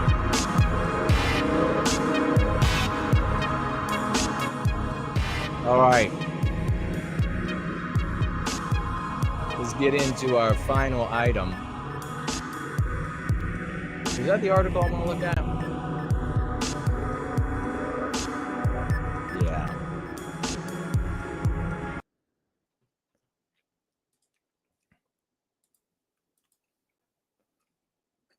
Did you all hear about this? This terrible shooting in Sweden. And please, God, don't let this guy, this shooter, end up being a white guy who was driven to this absolutely evil act by non-white race spurgs on the internet. Please, don't let that be the finding. Sweden searches for answers after country's deadliest shooting. So an adult school, a school for adults, remember when I called the magazine that we were making an adult magazine? Because I'm thinking it's for adults. And Jared started laughing his ass off. I was like, wait, what? It's got these great articles in it. It's got exquisite art. It's beautifully made. You would want to lay it on the coffee table. Then they're like, adult magazine. I was like, oh, yeah. So this was a school for adults. And although they've implied a couple places that there were some children there, maybe what they're saying is the under whatever in Sweden is the age that you are an adult. There are people there as well who are below that age. So if it were America, they would be 17 or younger. Also, some psychopathic demon in Sweden went to this school and started killing people. So we'll find out a little bit more as we dig into him. Anti-whiteism ends with you says he sent slander links to the Proton Mail as well. All right, thank you. I'll take a look.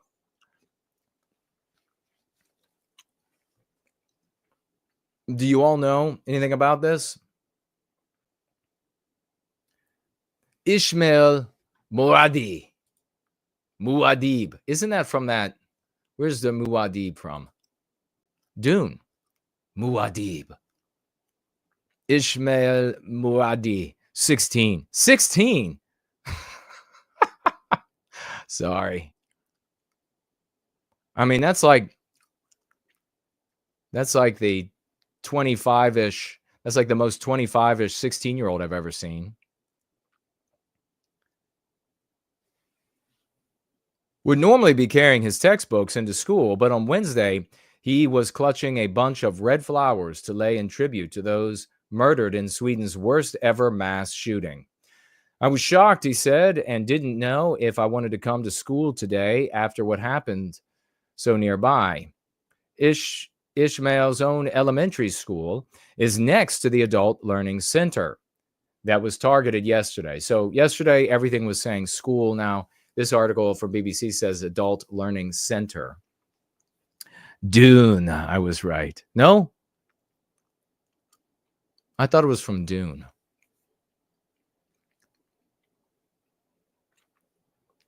Although police still have not given a motive for the attack, Ishmael, who is Kurdish, says he fears there was a clear racial element to the shooting.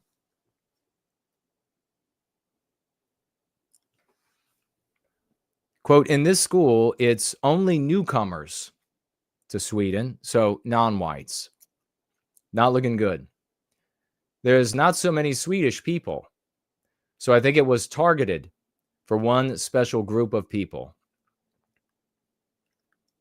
You know, the right thing to do is to, when something like this happens, is to be the normal good people that we are.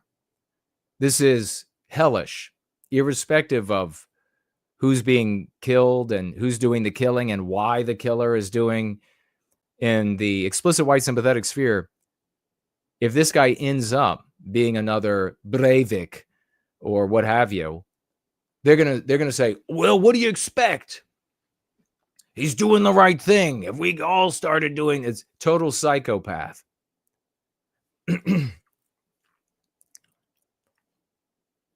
Going and killing innocent people is not the right thing. Dylan Roof style. Like, where are the most helpless, unarmed black people that you can find? Scum.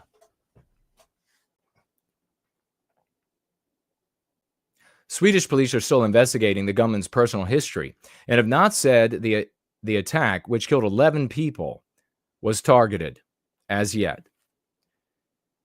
Helen Verme, a 35-year-old trainee nurse, survived the shooting. She and her classmates locked themselves inside their classroom as the shooter prowled the corridors. We could hear him firing, she told us. I just felt that at any moment I would be shot and I would never come home to my children. How horrifying. We met her outside the college all day. There's been, and yes, if this ends up being, I mean, even let's just say that the shooter is totally crazy and there was no ideological motive involved at all. Let's just say that. The anti-white media is still going to play this up in the anti-white narrative.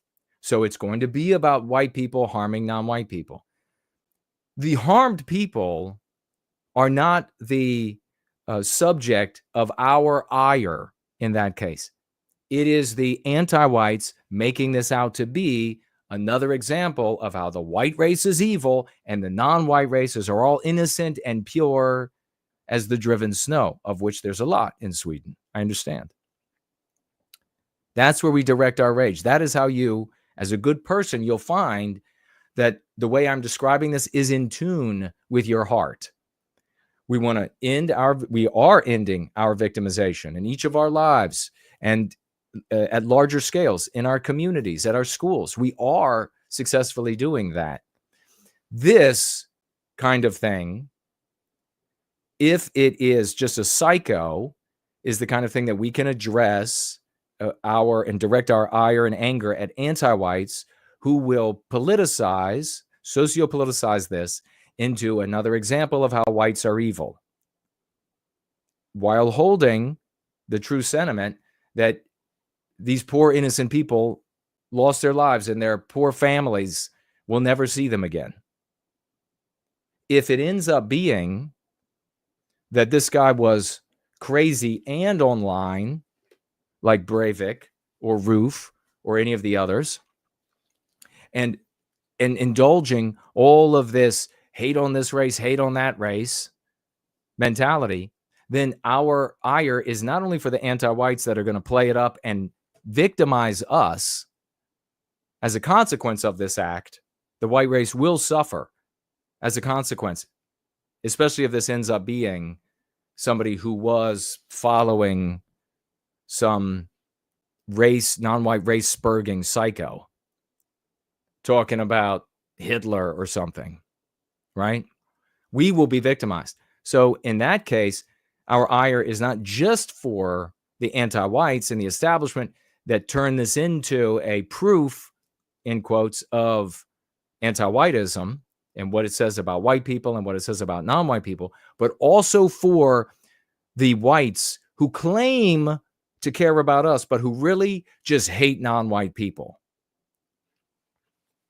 and helped kindled and stirred up the psycho to do something like this. They absolutely are responsible for the rapes of white women that occur by anti-white, non-white rapists who think of this attack while they're raping. Maybe even say it to the white girl. This is revenge for all the white guys who get jumped and maimed and killed. When the attackers are thinking about this, retaliatory against our race. Those LARPers, those wignats, they are responsible too in those cases. The policies at the county, the state, and federal levels that further victimize our people, further disunify our people. It is the fault of the losers who are engendering these acts.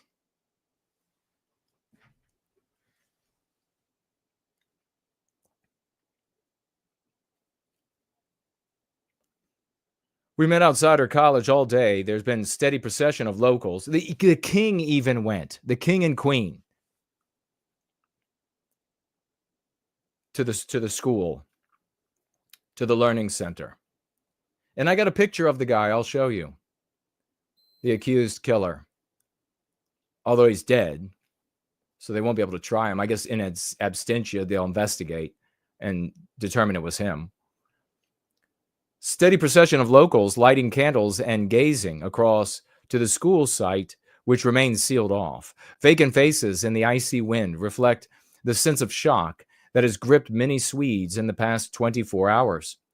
A hush descended on the scene when Sweden's king arrived to leave his flowers, the solemnity echoing the national mood as flags fly at half-mast. What do we do here? We focus on ourselves with love. What do we want here? We would want when white girls are gang raped by vicious anti-white, non-white monsters in our countries. We want the king to show up there where it happened, okay? We want the king to show up. Now, the question for those who are going to be adult and take responsibility for where we are and have agency is, how do we get to that point? We have the answer, and it's working. That's how we get to that point. Don't even begin telling me. You're going to hear on other content creators' platforms, you're going to hear them talking about how the king is actually a Jew or the king is owned by the Jews. I mean, it's just so disgusting. It's so self-destructive.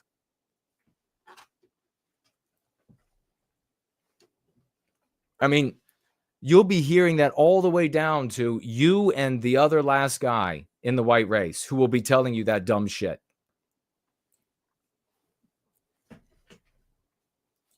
But what if he is controlled by them, Jason? You still can't fix the problem that way. The collective of grief is complicated by lack of any explanation. The police, now in the midst of a huge investigation, have not given away anything to that end. Trying to build a profile of a clean skin, someone not previously known to police or security, makes any probe all the more difficult.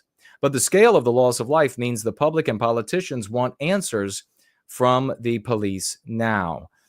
Now, what we can speculate about, but go no further than speculation, and then move right into how we recapture our destiny in ourselves and in our families and communities, is this guy was actually crazy.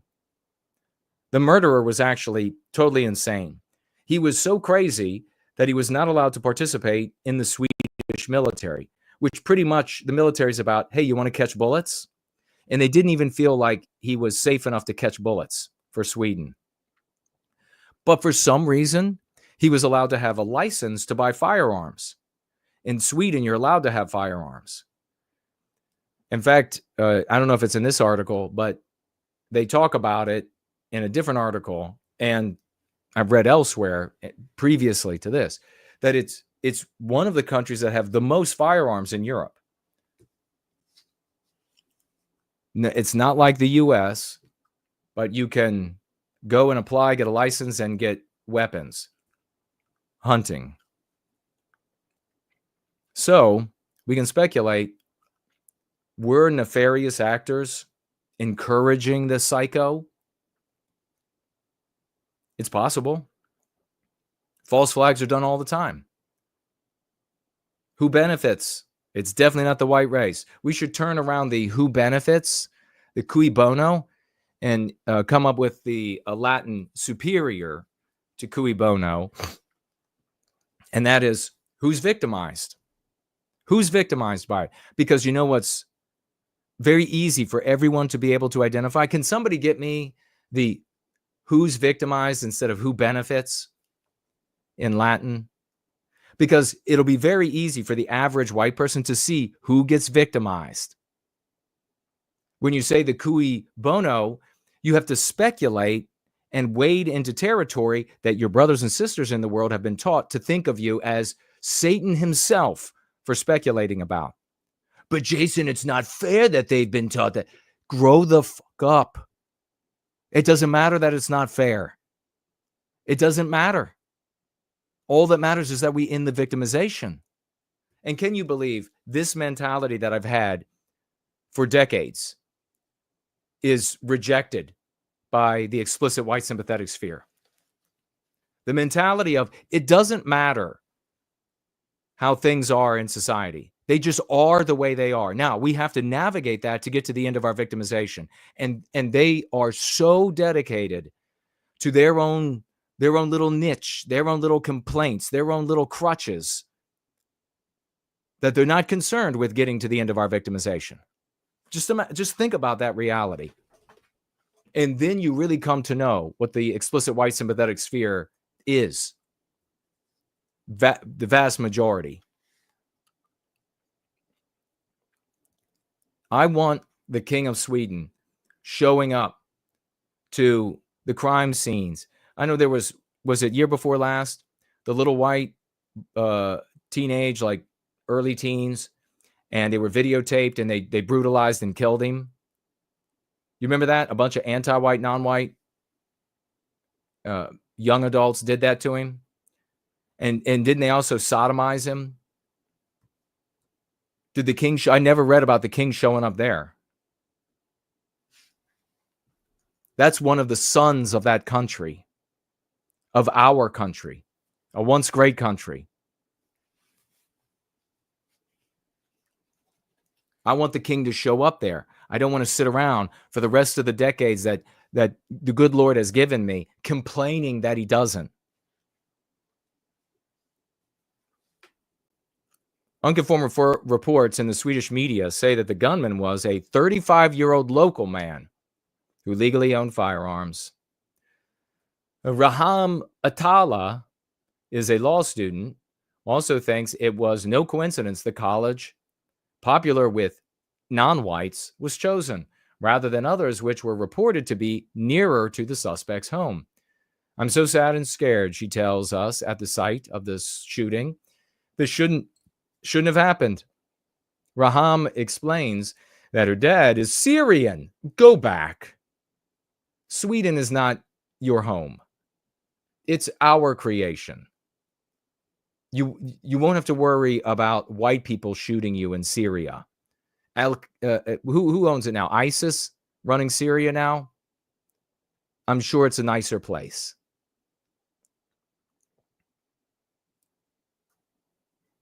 In Syria, and her mom is Palestinian, but for her, Sweden is home. She's lived in, I don't know how to pronounce the name of the city, I would butcher it, for the past 11 years.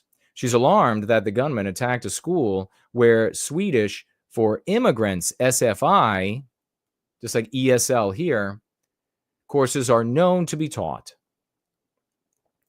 Those people lost yesterday were studying Swedish. And this makes me think about my future. And am I even going to live here? Should I have children here? All these questions. So don't think for a minute that if she ain't going anywhere. Let's be serious. She ain't going to Syria. You kidding me? But even if she did, all of the harm that's going to come to the white race is not worth her leaving Sweden. If it ends up with this guy doing this for Aryan cloud hopper or whatever. And then you get to end this anti-white BBC garbage article with people should be free to learn and live in peace on campus without fear of things happening. She sighs. Off. So let's have one other article that has his visage in it.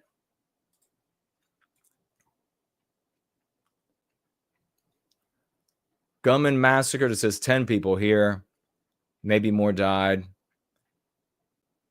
35-year-old Rickard Andersson by the Swedish media. He changed into green military clothing in the school's bathroom and had carried his guns in a guitar case.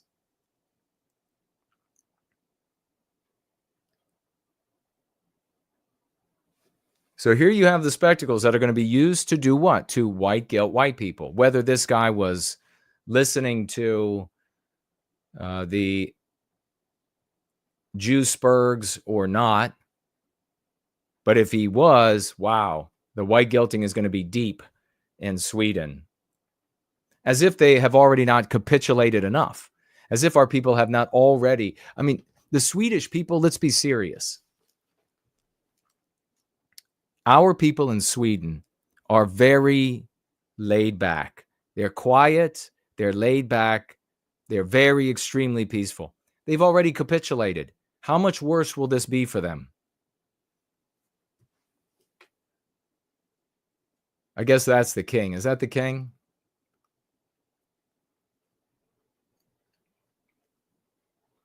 There's your shooter,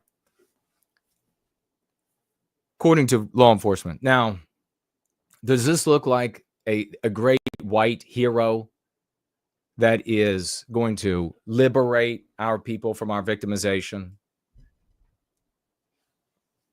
This guy looks like a pure degenerate to me. He looks like a psycho degenerate.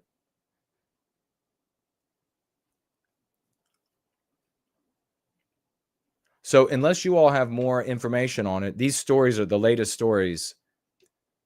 Don't have any more information on whether or not he was motivated by anti-Jew or anti-Arab or anti-non-white sentiment as of yet. They're just drawing these conclusions based on the school he chose to go and murder people at, a learning center. You know something I noticed in all of these pictures? Look at all the graffiti. Everywhere there is graffiti. It looks like Detroit or Chicago. I wonder what the similarity is. Covered in all these pictures I saw in other articles, tons of pictures. Everywhere they looked. It just looked, this could be DC with a graffiti. And ultimately, that tagging is a form of anti-whiteism. It's to say, what was yours is mine now. What was yours is ours now. Just like you're seeing the Mexicans show up, for example, or Mexican sympathetic. And as well, there were other Central and South American flags that were being flown in Atlanta, Chicago, LA, New York today and on Monday and on Sunday. What they're saying with their conquering banners is what was yours is now ours. And that ultimately is what gangland and otherwise graffiti is an expression of. It's ours now. I've put my mark. I've put my people's mark on your creation. And what a surprise that it ends up just being a bunch of scrawling shit on on the face of Western civilization, a bunch of scarring shit. And you can take this metaphor a little further. Look at the white people who end up going anti-white. They mar up their flesh. They put pig rings in their noses and gauges in their ears and hideous tattoos all over their body, and they make crazy hair colors that they then dye their hair with. Isn't that the exact same thing? It is. It's the exact same thing. You are when they are marching in the streets or in the highways with conquering flags of other peoples. That's the important thing. It's not just a flag of another country. It's the flag of a people, because officially the country isn't present. Officially, Mexico isn't marching in LA and jumping up and down on police cars and kicking their windshields in. No, the people that is the country, the people that are that country, those are conquering flags. They're saying what was yours is now ours. The marring of the body politic of Western kind is perfectly analogous to the marring of our physical bodies when white people, to various degrees, are anti-white and suffering from white noir. This is the kind of take that is salubrious. This is the kind of take that can enlighten you, that can liberate our people. It's not the low-hanging fruit of two-dimensionality, other content creators, description of what's going on, and flaccid, vague, turbid explanations of what can be done,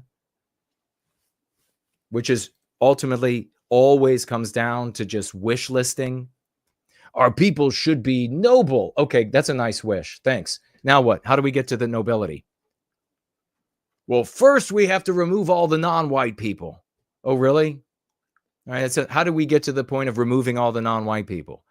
Well, then we have to convince people and to be noble. And then, wait a second. Isn't that circular reasoning? Didn't you say that we have to get rid of the non-white people for our people to be noble, but then we have to make our people noble to get rid of the non-white people? Why are there so many people online that follow these idiots? This black guy for PragerU is going to end up with a colossal, he's already growing a colossal audience of white people. Where the hell are they? They're not here. We got a sick race. And there's a great example of it. There's a great example. You're looking at it right on the screen. There he is. That's your great defender. I hope he just ended up being crazy.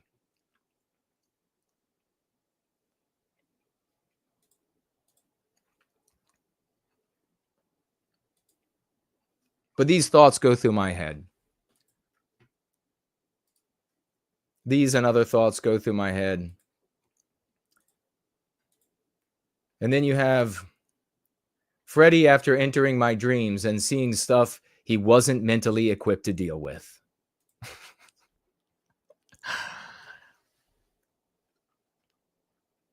Novahora says, sort of like a dog marking its territory, graffiti. Yeah. But I mean, like any animal, the more complex and intelligent an animal gets, the more complex the expression. And yeah, it's an expression of ownership.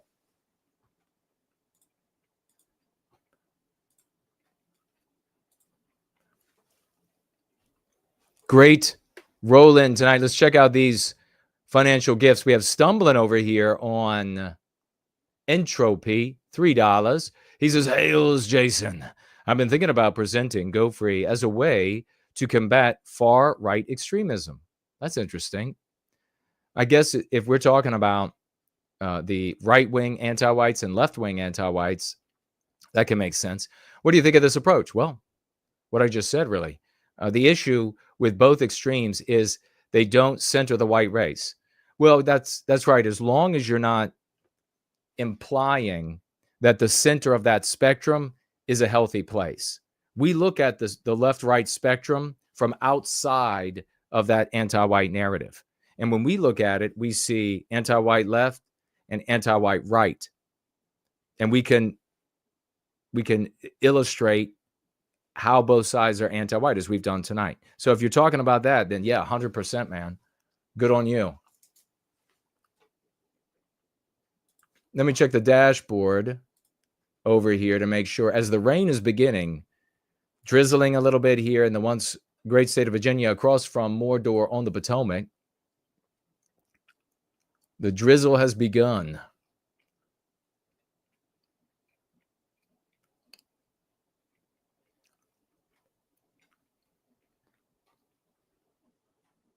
All right, good. Didn't miss anybody. Let me check over here, and I'll be taking a look at your final comments.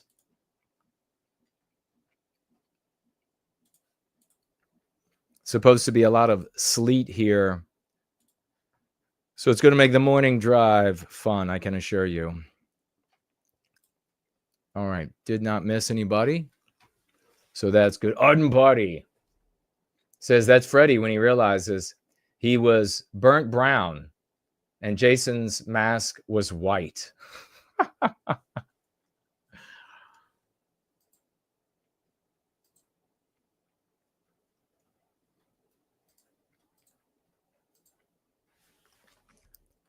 The sender is also anti-white. Yeah, Stumbling says. Yep. Oh, he says that he would call that the colorblind anti-whites. Well, that's like a real right side of the spectrum. That's the Cucks.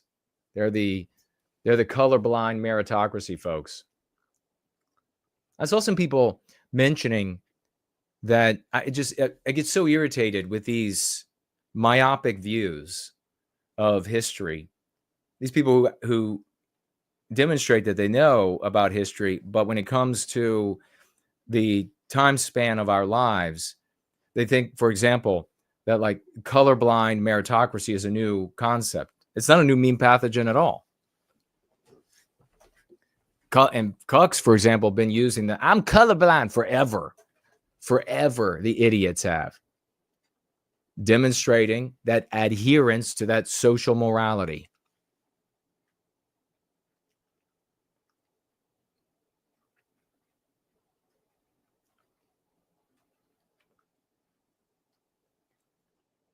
Checking for tags right now from any of you all.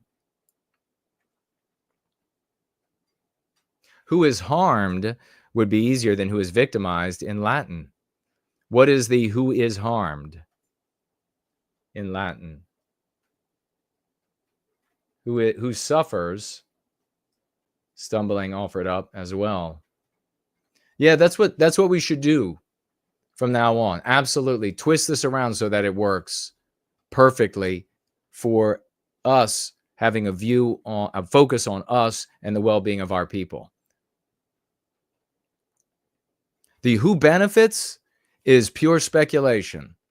And you have different content creators coming to different conclusions about cui bono. But who's harmed? That's easy.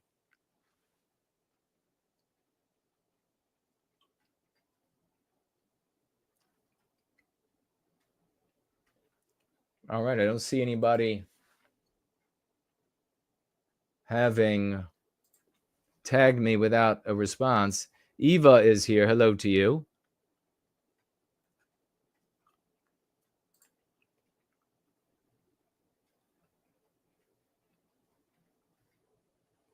All right.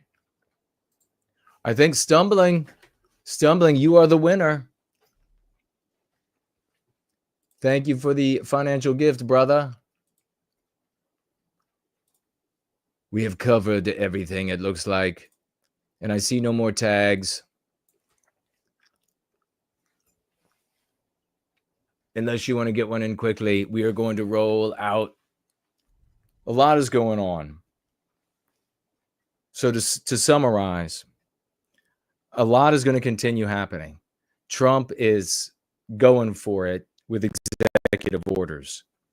There's going to be some despondence coming up when a lot of these things get halted and or reversed by the process, by all of the opportunities that anti-whites have to interfere in the decisions, executive orders that Trump has made and his surrogates are carrying out in the different departments. So there's going to be a lot of troubling of that machinery to slow things down, halt them, and even reverse them. The big takeaway that can't be taken away, you like how I did that, is what Trump is revealing to us. This system is anti-white from top to bottom. When this system is so anti-white that it's funding anti-whiteism, even in third world countries, bizarre, like plays in third world, anti-white plays in third world countries, you know, there isn't a scintilla of it left that is not anti-white. That is the takeaway. That's the thing that we will always be able to use in our conversations to overcome the anti-white opposition or to overcome the anti-whiteism in our brothers and sisters out there, the vagues, whom we want to redeem to some degree. Some of them, we're going to give them just a word or two, a concept or two to take into their life, and that's the best we can do with them. Others will be able to bring them all the way to the practice and they themselves becoming empowered by the practice. Never forget that the battle is our conversations, our lives. It's that important. The West was lost in those conversations. That's how important those conversations are. Never think, oh, this really doesn't matter. I'm just talking to my friend Patty from down the street. Why would it matter? It matters because the you and the Patty from decades back, generations back, whatever it is, had a conversation and came to the conclusion that white well-being was immoral. And that's how we got to where we are today. We had a conversation in the Great Four Nulls stream the other night about how do we make these wealthy anti-whites, how do we make them stop victimizing us, stop investing in anti-white programs? If they're white, how do we get them to consider being white positive instead? What can really be done to them? Their daughters, their sons, their wives, their husbands, their employees, the board. All of these people have to live their lives just like you do, no matter how wealthy they get. They've got to have other human beings around them.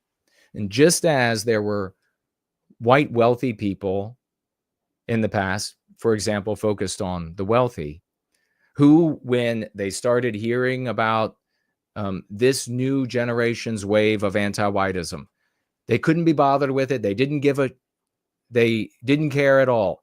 But the daughter harped on it at the dinner table. The son was reluctant to follow in the father's shoes because of the big difference. He had problems. A wife became an ex-wife, a new wife. He had to bend a little bit more to the anti-white norms of the day. That is how you win.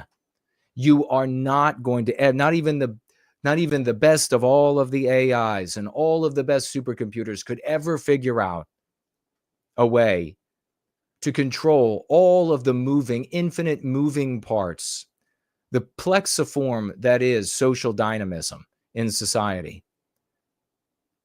No path could be identified because all of the paths, all of the potential paths are shifting and being closed off day by day, opening up and being closed day by day. It is only by the stuff that composes society, the stuff is the people, and the programming and what they accept as moral and immoral, that everything changes. because that suffuses every facet, no matter how popular, unpopular, powerful, wealthy, poor, it doesn't matter. It makes it everywhere. And as it does, it influences that which is around it. So never play down the conversations you're having. That is where victory or defeat will be had.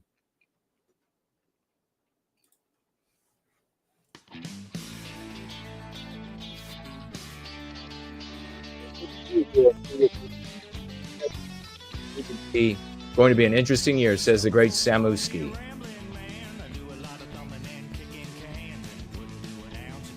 Pants is here. He says, real, based, true. Check out Jason's aura. Damn right. Check out my aura. Good to see you, brother. We had a great roll-in. Started off with Martinez. Great conversation. We'll have him back. We'll talk more. But otherwise, for tonight, we're rolling out. I don't want no handout living, don't want any part of anything they're getting, 'cause I'm proud and white and I got a song to sing.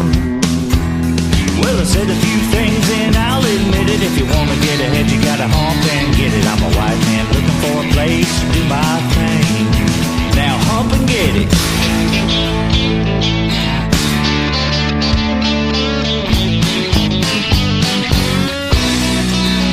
Yeah, I'm a small town man, I've been around a little. I like guitars and I like a fiddle, and that's kind of soul it takes to fan my flame. I'm a blue-eyed Billy, kind of rough and ruddy. I have to work to be somebody. I'm a white man looking for a place to do my thing. I don't want no handout living, don't want any part of anything they're giving, 'cause I'm proud and white and I got a song to sing. Well, I said a few things and I'll admit it. If you want to get ahead, you gotta hump and get it. I'm a white man looking for a place to do my thing. I'm a West man looking for a place to do my thing.